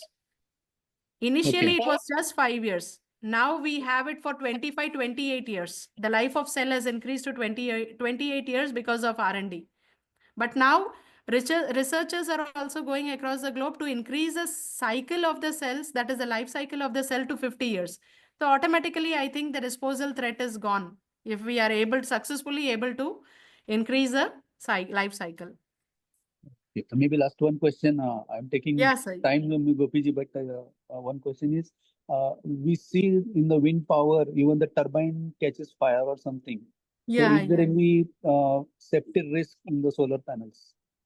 No, sir. As of in the case of solar panels, I haven't come across any such articles or any such research which mentions, because I think it has also an inbuilt inverter, and I think the batteries are all not commonly used. They are immediately supplying it to the grid. So I could not sense any danger or any threat Okay, as great. in the case of wind. Okay. Maybe in wind Thanks. turbines there is always a threat. Okay, thank you, madam. Thank you, Yes, sir. sir. Yes, sir. Go on, sir. Ravindra, sir. Yeah. Good morning. Yes, sir. Morning, sir. Morning, sir. It's very, I think, must compliment you for this excellent presentation. You have been very focused to what is required for the entrepreneurs here. All the entrepreneurs would be very happy to have received your Yes, sir. guidance almost, and then they can always get back to you if they want really going ahead with the projects and so on. I just want Yes, to sir, add a definitely. few points based on what Yes. you said and what also Mr. Shivaprasad ji has asked just now. One is, as you said about Indian manufacturers, there are Yes. very important manufacturer which is coming into the play Yes, sir. now. The collaboration is coming in, of course, to make the solar panels and the complete value chain of this is Reliance. Mm. And Yes, sir. Reliance is just, I think they will announce anytime now. This first quarter they shall come out before March. The solar panels, they are putting a gigafactory, so cost of the panel will be drastically reduced, because when Reliance comes in a very mega project, Yeah. Makes very their competitive. workshops are mega, so the advantage of the scale, it makes them to give you a lower product. So you can be assuring your customers or your people that similar Adani also is going in a big way. These two are going to Yeah. be major, and Tata Power. These three I would put it in the country, and the fourth one would be Mahindra. But in that order, Mahindra. I would put it. For example, if you take Adani today, the largest solar installation in Yeah, India, generator. and they are the only one who crossed over 10 gigawatts under renewable energy. And out of that, almost that means about 12.2 gigawatt they generate today under wind and solar. Out of that, 8.5 or so is coming just on the solar. That is the largest. Next comes Tata Power. They are about maybe 4 or 5 kind of 5 a megawatt range. So when these guys are coming down, it will affect a lot, and there are high efficiency panels. If you know Reliance, they are actually I've been interacting with their very senior person, project, the director level. And so it's only my interest. I'm just retired from L&T, so I'm in the energy sector. I've done all my life in hydrocarbons. So we have Reliance, what they're doing is they're even putting one coating on top of the panels, Divani எங்க மூணு உள்ள வச்சிட்டாங்க. which is actually makes it much. They actually extract even the last bit of the efficiency. The coating gives him only 0.5 to 1% efficiency, but I think that's going to be that they'll be doing that. They're doing on the contrary. So anytime they will come into the one, when they come, they will come with multiple panels of different capacities, as you rightly guided all of us down in the morning. Number two is that one more thing that is very essential for these panels, ma'am, that is the polysilicon manufacture. So that is where actually we are importing almost everything from abroad, and that is one of the cost factor is that. Yes. So the backward integration, now Reliance again, they got in their plan, maybe it will happen 1 year, 1.5 years, about 30,000 tons per annum capacity. These are all very high level investment, 4,500 to 5,000 crores. So yeah, so obviously 3 people have announced so far. There's one is Reliance, there's one Siddhisai Electricals. They also got a good backup. They got NRI backup and so on. And third one is Adani. All of them have got 2,500, 3,500 tons capacity polysilicon. That will again make a game changer. That's a game changer. You will have a huge amount of cost reductions and so on. So no need to go into the import. Yes, China is the leading suppliers today, none to beat them. They are the leading manufacturers of polysilicon also. And lastly, the safety issues, what Mr. Shivaprasad is asking, even the normal safety issues like hydrocarbon are much higher. These are very limited safety related to electrical, and I don't think we need to worry about that. These are all my comments. Thank you. Thank you, sir. Thank you very much, sir. Thank you so much, sir. Thank you for enlightening us. Yes, sir. I'll just compare it. Actually, like huge opportunities are there as far as business is concerned in solar, because we have because COP26 to COP29, if I could say that, very ambitious targets has been given by UN and other member countries. So in order to achieve these ambitious target and even to become carbon neutral economy, net zero, we need to adopt these technologies in the coming years. And that is the reason why huge business opportunities are also seen in this particular area. Any other questions, sir? Yeah, Uh, participants, you may please unmute and ask your questions, please. Yeah, somebody was asking a question here. Sorry. Sorry, I missed out your comment. Anything else I missed out? On my comment? I was just mentioning about the business opportunities coming up in this particular area, sir. Yeah. Here, it doesn't mean that only big businesses can enter. Even people like you and me also can become a businessman. No, I'm actually talking about the manufacturing to get Yeah, a panel, manufacturing. what we are presently importing. That part only I talked about. Installation, they only, even Reliance is not going to be putting up installation for, as far as I know. They will help in putting O&M installation and so on. They are not going to sort of operators of a solar panel, except O&M. Through O&M, they may do subsequently. Adani is the one who is actually also as an operator. They are doing a lot of it. Actually, as you said, the most important is rooftop. Forget about all these big industrial level people keep doing. In fact, if you go to Baroda, you said Motera, there is a sort of lake, like not lake, a mini stream, but almost like river joining into the one suburb with that. They have put a panels like this in this shape on top of the river. So water is cool in summer, and then the panel running into kilometers, and to produce solar. So they are big fellows. Let's leave them out.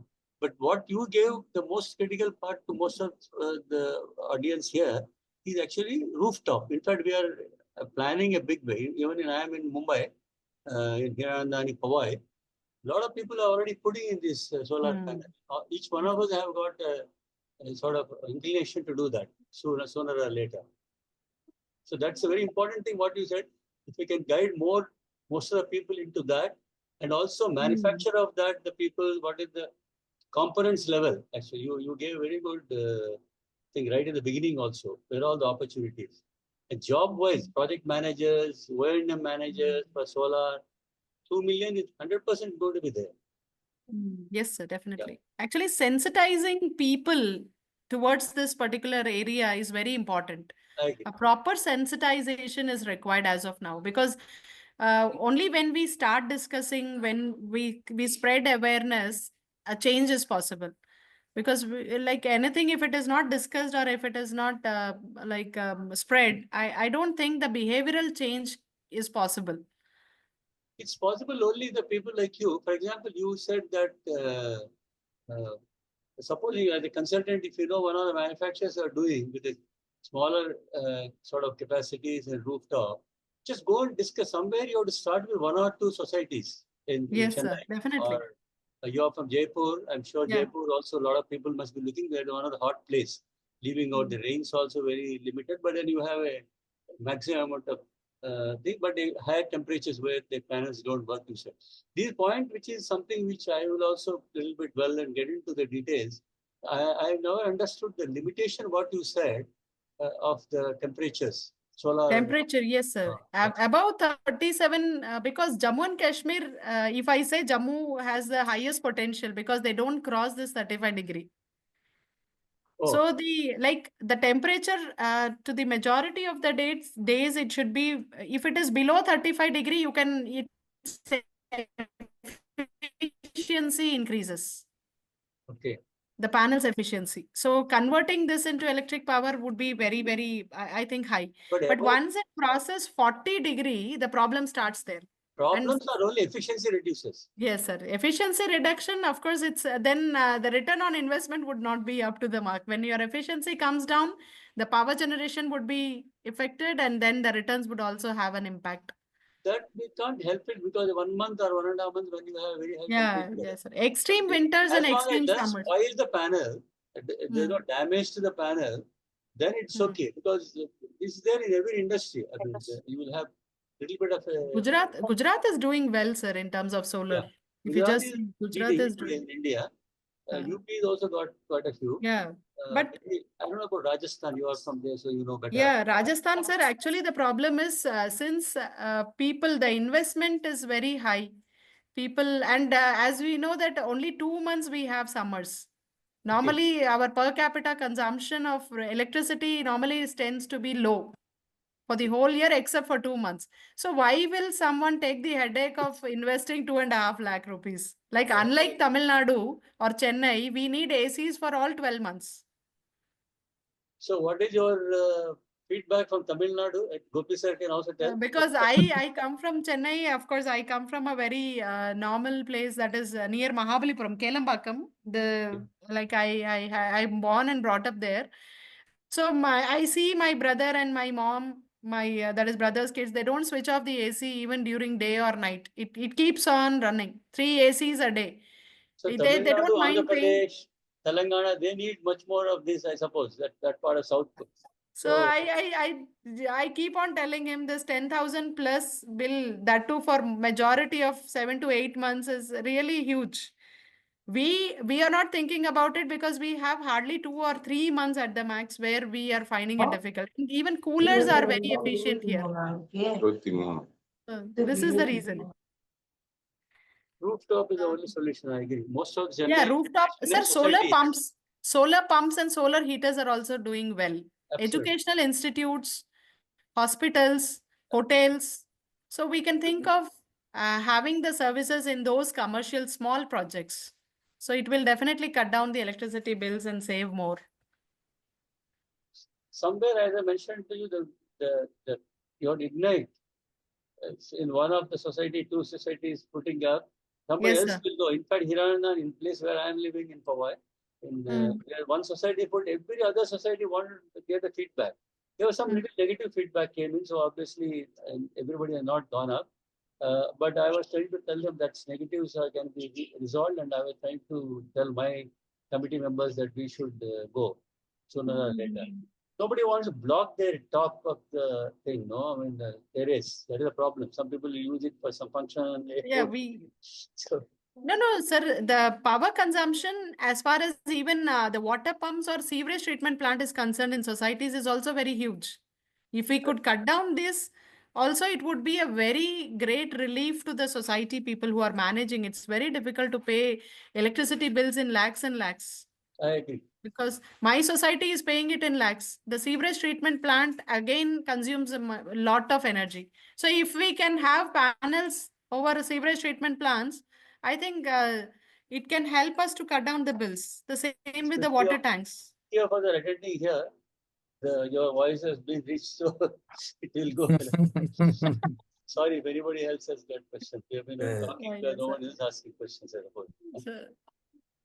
Madam, good afternoon. I'm Karthi from Erode. I have 2 questions here. One, first of all, I had tried inquiring for setting up solar lights on my fencings. Okay. So one issue what I was briefed was that because of bird droppings, the efficiency of the panel goes down.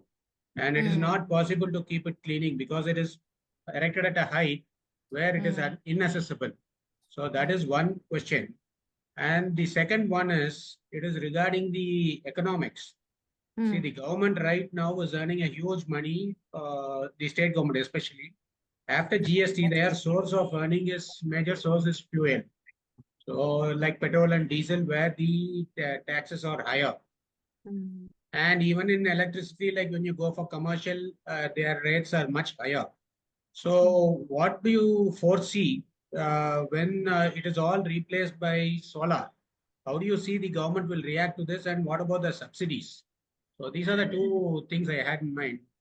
So I thought I'd just share. Sir, as far as subsidies is concerned, as I mentioned in 2 different schemes, one scheme, if you come up with 3 kilowatt capacity, they are paying 60%, 40 to 60%. And if you come up with up to 10 kilowatt, the subsidy gets reduced to only 20%. But again, I'll tell you, sir, the queue is very long. If I apply, I can see long pending list which has not been sanctioned or approved by the government till date. Even under PM Kusum Yojana or even under any central schemes. So that is why private entrepreneurs are pitching in. If my consumption is very high, as I stated, commercial people, like in Rajasthan, they are paying 12 rupees per unit. So now this is a reason where I see that there is a very bright future for those who take up any startup or any business initiatives by providing this solar services. Because one is there is you cannot rely on the power supply, especially if you are in tier 1 cities. The load is very high, the peak demand is also very high, they are unable to meet the demand. So if in that case I see that instead of waiting for such schemes, uh, we can directly go for such approvals, because if your consumption is high. And secondly, when you have seen about the GST, what would be the future of this? Even today, the private companies who are offering the solar services, they are charging 13.8% GST. Like very recently, I had an opportunity to meet one of the solar system energy providers. 35,000 per kilowatt is what they charge, plus GST, which is 13.8%. So here again, I see that government is having a fair chance. Revenue generation is also there, but people are not minding it, paying 13.8% as tax. Because again, the public schemes which forces you to get panels only Indian made, which are not that efficient. Number two, the waiting time being very long, and the formalities and the process is very cumbersome. So people are now preferring private individuals who are offering you consultancy services, after sale services. Your maintenance and operations is also taken care of by them, sir. So all the issues are solved. So one thing is you have to install, like as we have annual maintenance for all our electrical equipment these days, may it be washing machine, may it be your laptops, may it be your ROs, right? So we have made our life more convenient and comfortable. So in the same way, these solar panels, we have like people who are offering this annual quarterly maintenance, and the operation cost is taken care by them, depending on the capacity of your that is the panels which you have installed. So things have improved a lot, unlike what happened to be 15 years ago.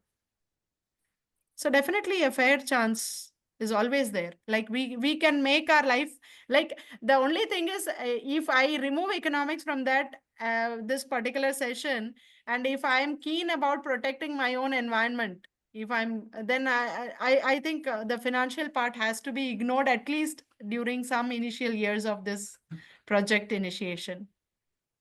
So you cannot be applying economics, and you cannot be also applying a very socially conscious individual's philosophy at the same time. We have to, there is a trade-off, right, related to each. So if I'm keen, if I'm conscious, I think I should go for it, even if it costs. Like we are getting into organic food items. It costs us double. If I'm keen about having my health improved, definitely. And believe me, in the years to come, carbon credit and carbon coins are going to play a vital role. If I have panels, if I'm supplying energy, I can earn carbon points from that as well. I can sell it to anyone, to any industries or any commercial services. This is also an upcoming business area. Thank you. Thank you for the clarification. But my point was, in the short run, it is okay, and the central government is supporting too much. Yes, we are aware. But I was just foreseeing the risks of the state government, which you know, they might lose their revenue, and which may not, they may not be willing to, you know, extend the subsidies or something. Because even right now, since the central government is extending subsidies for domestic installation, the state government, which where they were extending, sorry, and but now they have stopped extending the subsidies from the state government. So that is one a point what I was also thinking about. In the long run, probably they may even impose some tax or something, because they lose revenue. So that was the risk I was mentioning. Anyway, thank you. Thank you, sir. But people are now not waiting for the government to provide. I could see that 5 out of 10 they are moving for private companies. They want to install this to cut down their electricity bills. So they are not very much because as I mentioned, it's difficult for the government also to provide maybe in the state of Rajasthan, I see there are lot many challenges coming on the way. So we are all moving towards private distributors who are already there. Ma'am, one thing is even if solar parks are coming again, for evacuating power you have to depend on the state discoms, no? Yeah. So unless they provide the infrastructure, it is impossible to evacuate. Yes, sir. Yeah, of course, building up necessary infrastructure is also very important. And this particular budget and last year budget, if you have seen, a huge amount has been allocated, sir. Yeah. Especially to build this infrastructure. Maybe it would take some time, but definitely we are going to have a very strong infrastructure in the years to come. We are working on energy storage, thermal energy storage, cool thermal energy storage. I'm a professor in Anna University. So Okay, so combining solar and generating cool thermal energy and storing for use in the evening, because HVAC is one of the highest consumption of electricity, especially peak hour demands.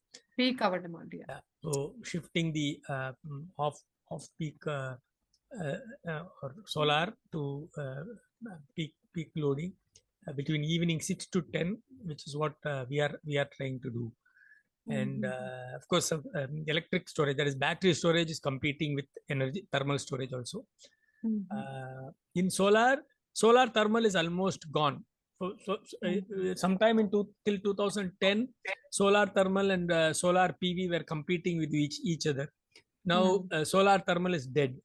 Now only PV is dominating solar. Dominating, yes, sir. And again, if you see, the biggest problem in India is the cost of money is very high. Unlike so most of these companies which are operating the solar parks, they source money from Canadian pension funds and things like that, where they get money at 1%, 2%. The cost of money in India at 10% makes it unviable, most of these projects. One area where there's a government thing is solar based cool storage, that is cold storage units, standalone cold storage units, where especially in rural, where solar energy can be used. DC motors, DC powered compressors run the chiller, and whenever there is a cloud or rain, they have electronic power circuits which take from the AC, from the grid. So if necessary, if not, energy storage. See, your storage, that is rural thermal, that is cool storage spaces with energy storage. Now government has come up with a guideline with the energy storage, because these are standalone units. So when solar thing is there excess, it will produce cool energy, and then we will store it, and round the clock it will give chilled energy, and which is better, because temperatures, there's no concern of humidity. In HVAC application for human use, humidity is also a factor, comfort cooling. Whereas for cool storage system, you don't need that. That is another advantage. Just want to mention that. I have the whole document of a government recommendation on. Yeah, they are suggesting 12,000. Yeah, Ishwan. Sir, just to compliment Mr. Vishwanath sir, if he can share that documents, that would be nice, because we also have a solution. I'll just take a moment, sir, if you allow me. Yeah, please. We are introducing long duration energy storage solutions to, as Vishwanath sir has rightly explained, the daytime solar power excess can be stored into this kind of thermodynamic systems, which can give you power for more than 6 hours. That is a long duration, like, which is beyond the battery energy storage. And along with that, as let's say, for example, I'm just giving some ballpark numbers. Let's say 1250 kilowatt hours of energy is given to our system. We give you direct power of 1000 kilowatt. Plus you have chilling capacity of 100 kilowatt, and additional heating of 100. So it is a very, very efficient system. And apart from 80% sort of delivery of power which is given to the system, it gives you heat as well as chilling capacity of 100 kilowatts. So that is the solution we are bringing to the market. And I would sort of request Vishwanath sir to share the documents which he has. And we are offering this to the CNI segment, the industrial and commercial segment, because this is a hybrid solution which can be serving the cold storage requirement or HVAC requirement, plus serving the power requirements post daytime.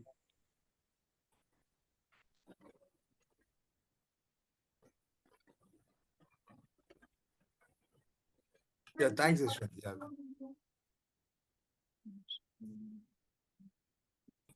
Sanjay, any questions, Sanjay, from your side? Yes, madam.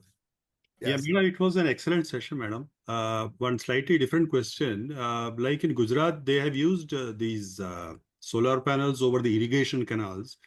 So it serves a dual purpose. That is, it reduces the evaporation also of precious water for irrigation and all that. So what is the success and scalability over water bodies, and taking that like in offshore? We have a huge coastline, so offshore installation feasibility challenges. Any ideas, madam? If you can throw some light on that. Sir, Thank you. actually, this canal part, actually, we have this in Rajasthan as well. We have this Indira Gandhi Canal, which is also covered by panels. So actually, it was very difficult for us to connect those villages, that particular belt, through grid. So what they have done is, it was easy for them, and it was feasible for them to have these panels, and of course the evaporation part is also. But we could see that the socio-economic status of the people has improved a lot. So this has been a very excellent idea. Even in Ramakundam, I was just seeing they have this water bodies. When you are mentioning about water bodies, they are having this floating panels. Have you seen this, sir? Yes, madam. Yeah, actually, these are some of the initiatives which have been launched. Even the coastline, people have used this particular coastline, and they have tapped the wind power there, especially when I could connect it.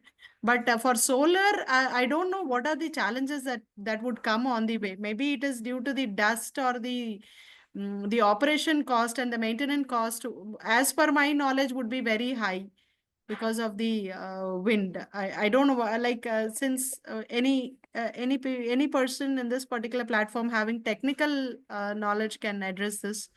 So I I'll believe add this. to your point, madam. This is Ishwant here. The solar installations on water bodies is a better solution, because we have a lot of catchment areas as well as lakes and industrial reservoirs and even the backwaters of dams. Now, how this helps actually is basically the solar panels, when it is installed over water bodies, it maintains cool atmosphere.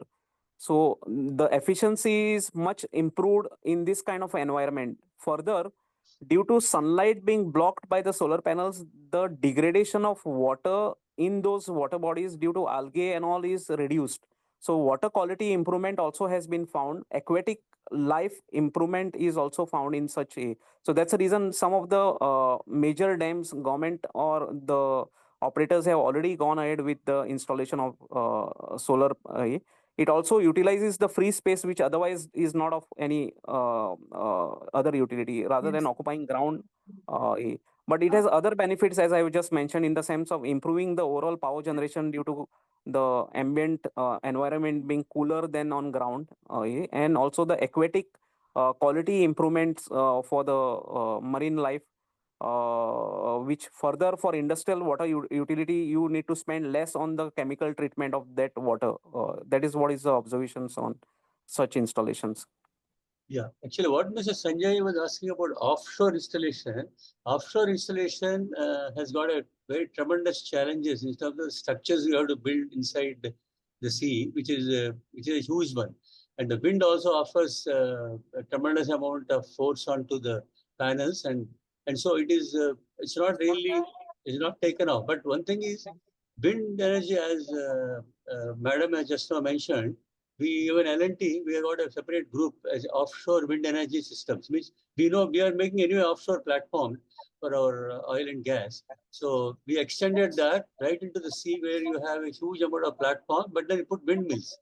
So windmills at that point at a very high wind sort of velocity or kmph per hour.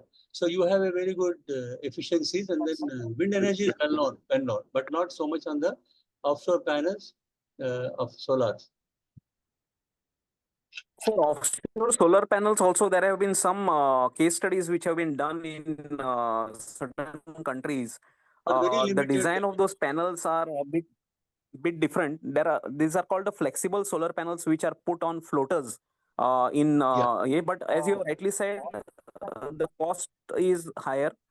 And in terms of extreme weather conditions of storm and this, like the vulnerability of this to damage is also there. So these are the challenges going offshore with solar. Right. But the better option is to tap the industrial reservoirs and the backwaters of dams and all, because it improvements as well. And especially the dams, if it is already having a sort of power generation station, the same evacuation infrastructure can be utilized to evacuate the power which is generated by solar. So I it agree. helps in those means as well. I agree. Even Adani is looking into that. What you're saying, the Adani Green Energy Limited, I understand they are into that already. Water body they are doing, but even this is being planned. Good So input. along with the solar, madam, the long duration energy storage is also one of the field which is now getting increasingly important for country, especially 100% is to required. peak I think saving. it's required. The long So we have an excellent solution in that regard. So Actually, two megawatt main scale. challenges have been spoken of. One is the space. Of course, solar energy requires space. I think the offshore and the river bodies can be used so that we can take care of the space issues. And secondly, battery storage. I think researchers are going on across the globe to increase the efficiency of those batteries. Madam, Yeah, battery I could sense that, yes, a good amount of battery practical knowledge has been shared through you, sir. battery storage Of has course, certain Vishwanath sir has limitations, also madam, because shared, and that is Ravindranath sir has also shared some like insightful insights with some facts, which has really, I think, helped us to understand the entire scenario of solar energy, how to tap, and what are the ways and what are the consequences. It was very comprehensive. very essential part, ma'am, for the solar energy is actually having a battery storage systems as an add-on to that. So you'll have a 24/7 kind of a power availability. As Mr. Ashwin said, that long duration. Normal duration, 4-hour, 5-hour batteries are all available, well known in the one. And lithium ion is a very used only for electrical vehicles, otherwise a very costly stuff. So there are a lot of researches going on long duration storage batteries called LDES, and essentially on the flow type of a batteries, not the normal batteries. And even one of my classmates, IIT Kharagpur, my classmate in USA, is a professor and he's doing that. He's got a startup called Volta Energy, and I am also helping him on that. And when that long distance, long duration is something like about 12 hours, 24 hours, or days actually. And so that's required. I'm sure Yashwanji may having some better ideas on that. Yeah. Sir, as you rightly pointed out, battery, when it comes to lithium-based, whether it's lithium ferrous phosphate or lithium or any other chemistries, typically what has been seen in the industry and the experience is like they are having this degradation, annual degradation factor. So its life is typically terms of warranty. People, the OEMs give 7 years or maybe at the max 10 years kind of a warranty. But normally for power storage applications beyond 10 years, it doesn't suit in terms of the longevity. But at the same time, for duration context, basically battery is sufficient for 1-2 hours of storage. Maximum you can stretch up to 4 hours. Because what happens is, sir, along with the storage, there is a leakage aspect of the charge, and to maintain the environmental conditions, the HVAC and the other auxiliary load which is required, it eats into the efficiency and performance, not the performance, but essentially loads up the other auxiliary power which is required to maintain the condition. Plus, the risk of fire is always there in any of the lithium-based chemistries. So that incidence is also have sort of been so that's the reason we typically bifurcate the energy storage solution from the application point of view, wherein you need quick response, just like an UPS or this kind of thing on a grid scale or a larger utility scale. Battery is okay for up to 1 hour, 2 hour maximum. Beyond that, you should go for other means of storages, which are essentially thermodynamic principles or the other battery forms, what we typically call in the normal context, basically. And that's what is the solutions, what I was mentioning about. And these are 10 hours, 12 hours, 24 hours. There is hardly any degradation. There is no aspect as regards to the life. It is designed for 25 years life. And also efficiency, which is upwards of 75%. Right up to 85% kind of efficiency in terms of the RT round trip. So these solutions are already coming into the market, and we offer to the commercial industrial establishments this kind of a long duration storage. Sir. Thank you. Yashwant, I have shared my contact details in the chat box. You can send an email. And we have a long history of energy storage. In fact, we commissioned 1,000 TRH cool thermal storage. So the batteries? No. Cool thermal storage in thermodynamic. Okay. Basically, Right. yeah, the chillers operate with solar, and then they are stored in ice balls and then discharged during peak hour, evening 6 to 10. Okay. There's an IT park, and yeah, our university has a long history of energy storage studies. And nice to know about that, Vishwanath. Thank you. I'll just make a note of your contact details. Then Naresh, we offer the power output, sir. So our thermodynamics solution basically takes electricity from renewables, stores it in thermodynamic form, and reconverts into power, electricity. And also we can offer the heat and chill this as a auxiliary or additional this. So we give efficiency in excess of 80% round trip efficiency. then Naresh, you can unmute and ask your question, Naresh. Hi, Gopi. Thank you. No, please. just I raised in the chat box. Ma'am, first of all, I would like to thank you so much for a wonderful session because it is really eye-opening and a lot of information sharing.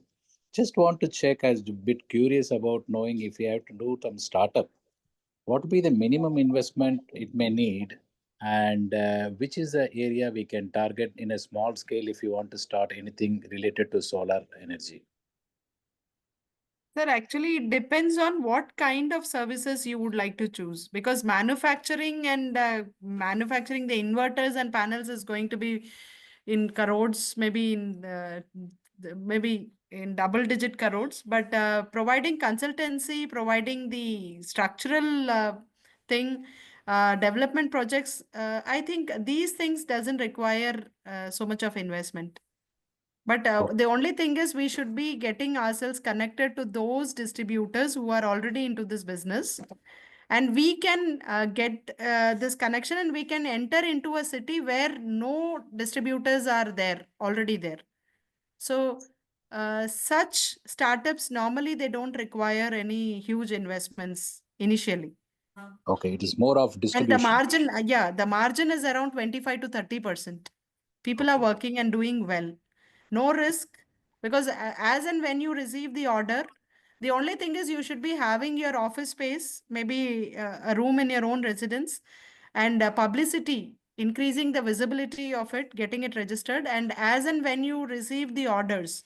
And I think accordingly, you can tie up with the distributors who are already doing in a massive scale, and maybe to initiate the business, this is one easy way where you can pitch in this particular area, because we can avoid the risk And at the same time, we can also minimize getting funds at a very high price from the market. I could see that the rate of interest is very high. It's approximately 9 to 10%, and even the collateral requirements are also very high. So meeting those demands is really difficult. So maybe project developers, consultancy services, structure developers, they could be, because when the case study which I had discussed, the farmer has invested, that is the doctor invested 3 crore rupees, and 40 tons of steel has been used here only to develop the structure.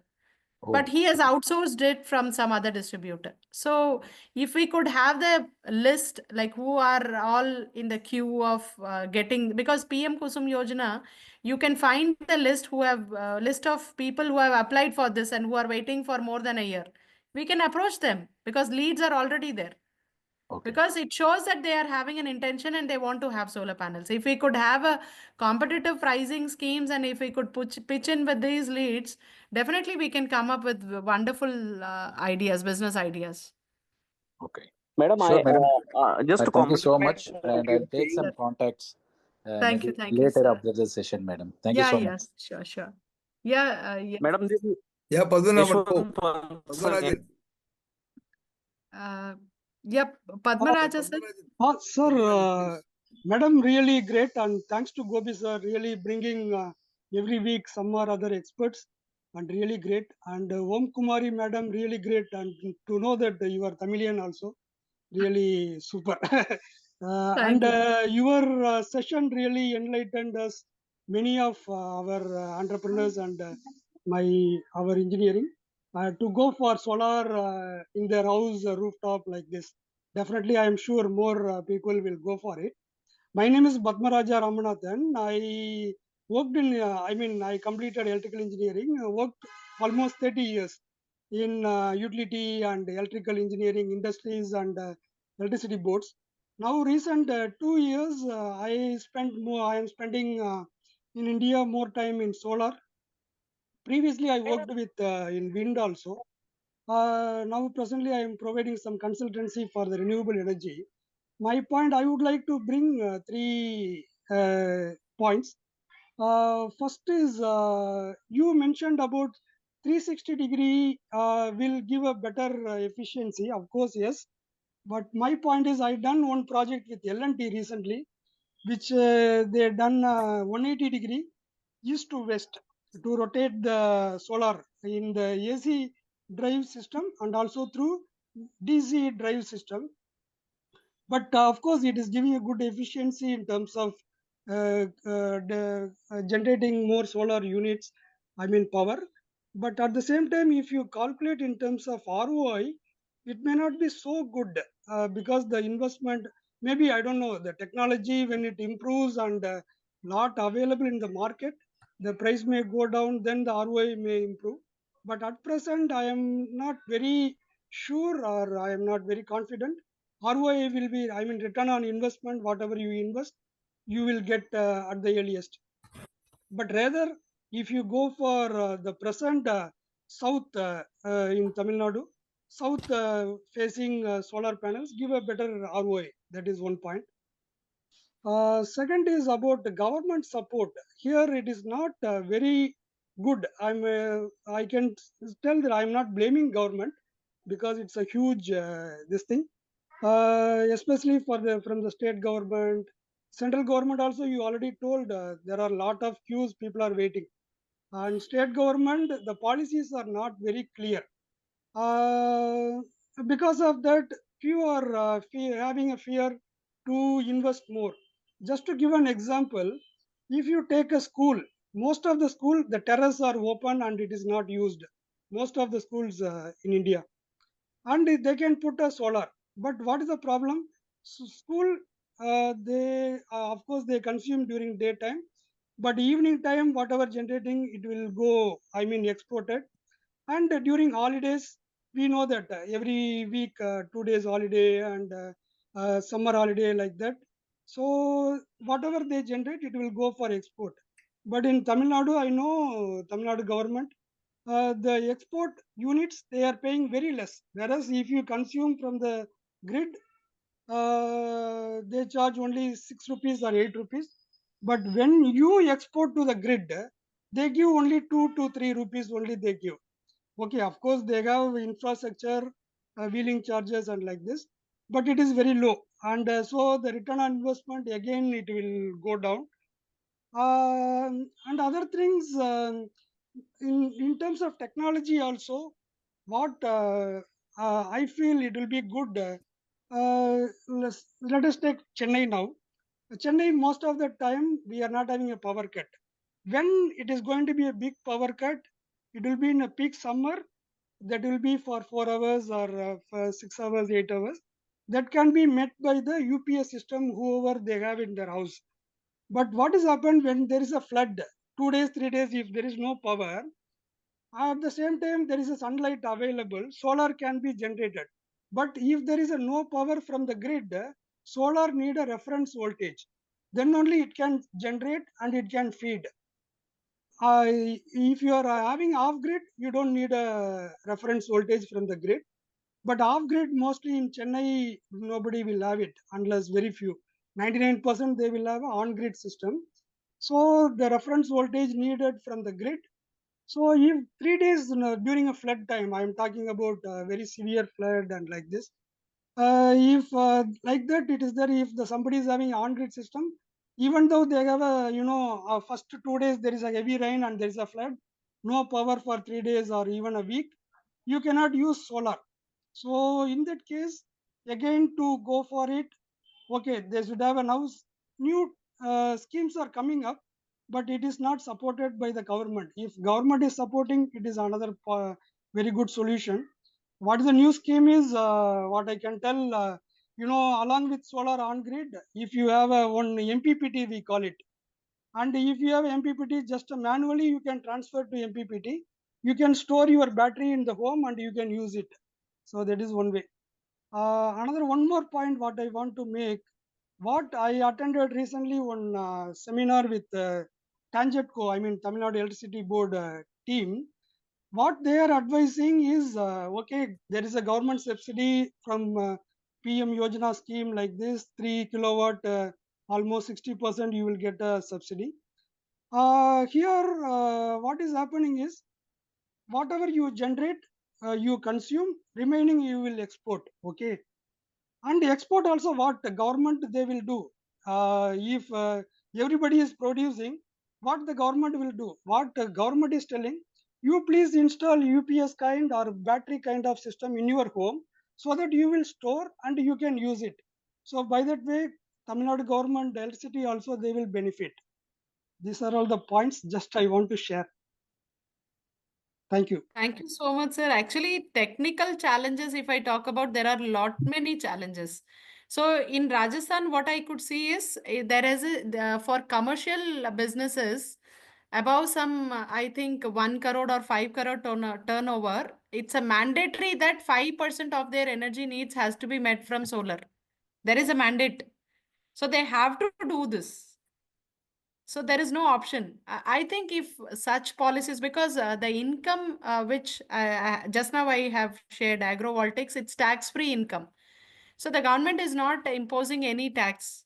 Even if you are earning 1 crore from this by having your solar parks, and I think this itself is incentivizing it. But the problem now is like the technical issues. It's very difficult to counter attack. Maybe adequate R&D has to be done. Maybe it would take some more years to overcome all those challenges, because 10 years back the challenges which we were talking about has been solved. We have increased the life of the solar panels, efficiency of solar panels has increased. We have solar panels 180-degree, 360-degree, and so on. All such issues have been solved. Now moving apart to the storage problems, of course, we are again into R&D. I could see young entrepreneurs, like I had shared a case of Canada, students from London Business School, who are doing greatly well. Like they are countering all such issues, and they have come up with some solutions. So I think it would take some time, no doubt. Technical challenges are always there. Above all, the financial challenges are also very there. Maybe they can list the solar under priority sector lending. like as they have listed it under for agriculture and other tiny and cottage industries, this sector can also get a place over there. The banks can be forced to provide loans to them at a very reasonable rate. Maybe like I can just give my suggestions, but it's all up to the policymakers how they decide. But if I get a loan at 6%, I would be the first person to go in with this, because 6-7% is very reasonable. Maybe 6 or maybe below that, people will go for it. So such changes are of I course. think you or somebody mentioned Canadian pension fund is giving 1% Yeah, loan. yeah, yeah. Actually, in Canada, people are doing. In other countries, people are using of such funds, but in India, we are not having Okay. the. I thought Indians also we can borrow from Canadian pension No, we can't borrow. fund. Okay. Thank you. Madam, but Actually, for the solar World Bank. installation World in Bank industry, offers is offering good amount of loans to big projects. yeah. There are provisions. And Yeah, many yes, banks are sir. lending to the to go for A with accelerated depreciation up to 40% of on solar assets. I was not knowing this. These loans are available from even nationalized banks like SBI and all for solar. If any industry would like to sort of go for such installations, these are available. In fact, we work in the solar industry. We serve clients like L&T and Shapoorji and all. So we also have a channel program for entrepreneurs in case they would like to come on board to make their path very easy. So we handhold them and support them with all sort of engineering as well as the procurement related support to.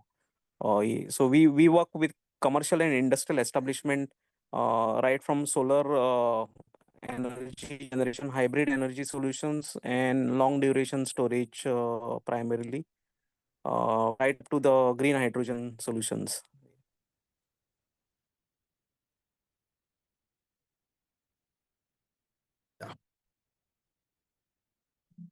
One last question. Anybody else has a question? One last question we can take. Sandil Kumar. Bopi, so Bopi here. Yeah, Bopi, please go on. Really excellent session. And in fact, the participants have been really, lots of experts have been there. Really grateful to them. Equally, definitely to the madam. See, actually, the what I feel is now the almost seen across our nation. If you see, this flat-based environment and culture has come. So unless we as a country be in the take some kind of forward steps to see how solar energy can be used in the flats. That will be a kind of a good boom also for solar industry. Maybe that in that direction, since she is equally kind of economically is also tied up with some industries and all. Maybe I think some kind of research need to be done in ensuring that individual flat owners they can have their independent solar panels and then how to get it connected to the grids. Sir, I have seen some structures in China where the walls are having panels, like they have this on the walls.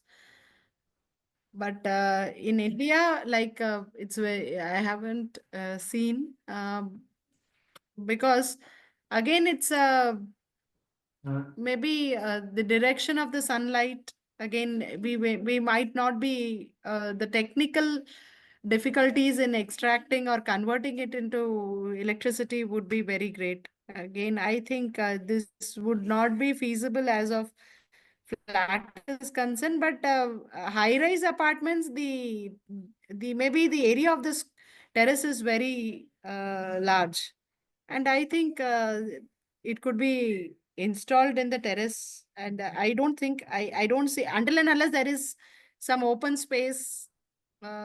Even parks, people would not prefer to cover it. Like some elevated panels are also I have seen it in farming areas. People are cultivating vegetables in between and they are erecting these panels like walls. This is particularly in the case of those vegetables which does not require sunlight. But I haven't seen such structures, honestly speaking, in high-rise apartments, especially on the terrace. We have seen in educational institutes, we have seen in the form of solar water heaters because they have done this. But especially in residential sector, for individual flats, it's very difficult to tap the potential. If anybody else have some inputs, I would be happy to listen to them. Madam, there are flexible solar panels which are available for such installations, which utilizes the building facade. Typically, we have seen glass facade, which is increasingly being used in towers and commercial buildings. So this entire exposed area can be pasted with flexible solar panels. Though this has slightly less efficiency in comparison to the conventional solar panels, but the area which is available is huge enough to sort of generate quite a bit of energy which is required for the consumption, which may be for HVAC or lighting purpose, whatever. So these solutions are also available. Sir, I think the capacity would be very much limited when we talk about.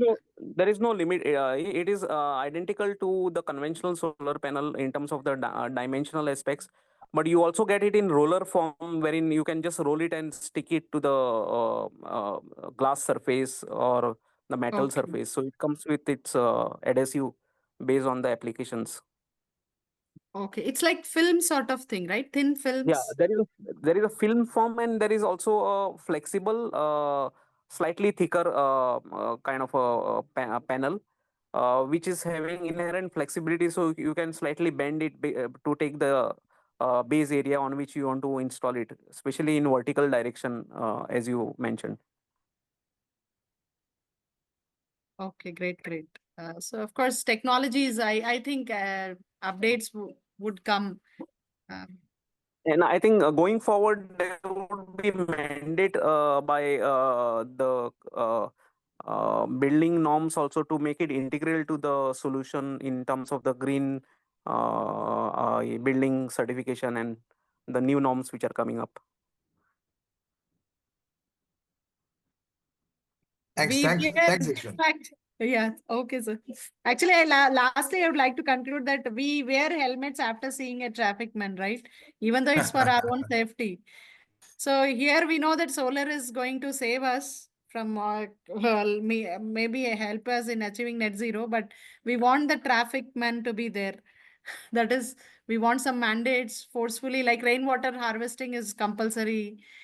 STP is compulsory these days. In the same way, panels would also become compulsory in the coming years. So we will not be given any option. So we have to forcefully do it. So I think if solar ultimately has a great future, and of course, great business ideas can come into this area. Thank you, sir. Thank you very much, ma'am. Thank you very much for your time. It was a great session. A lot of takeaways and a lot of interaction also along the way.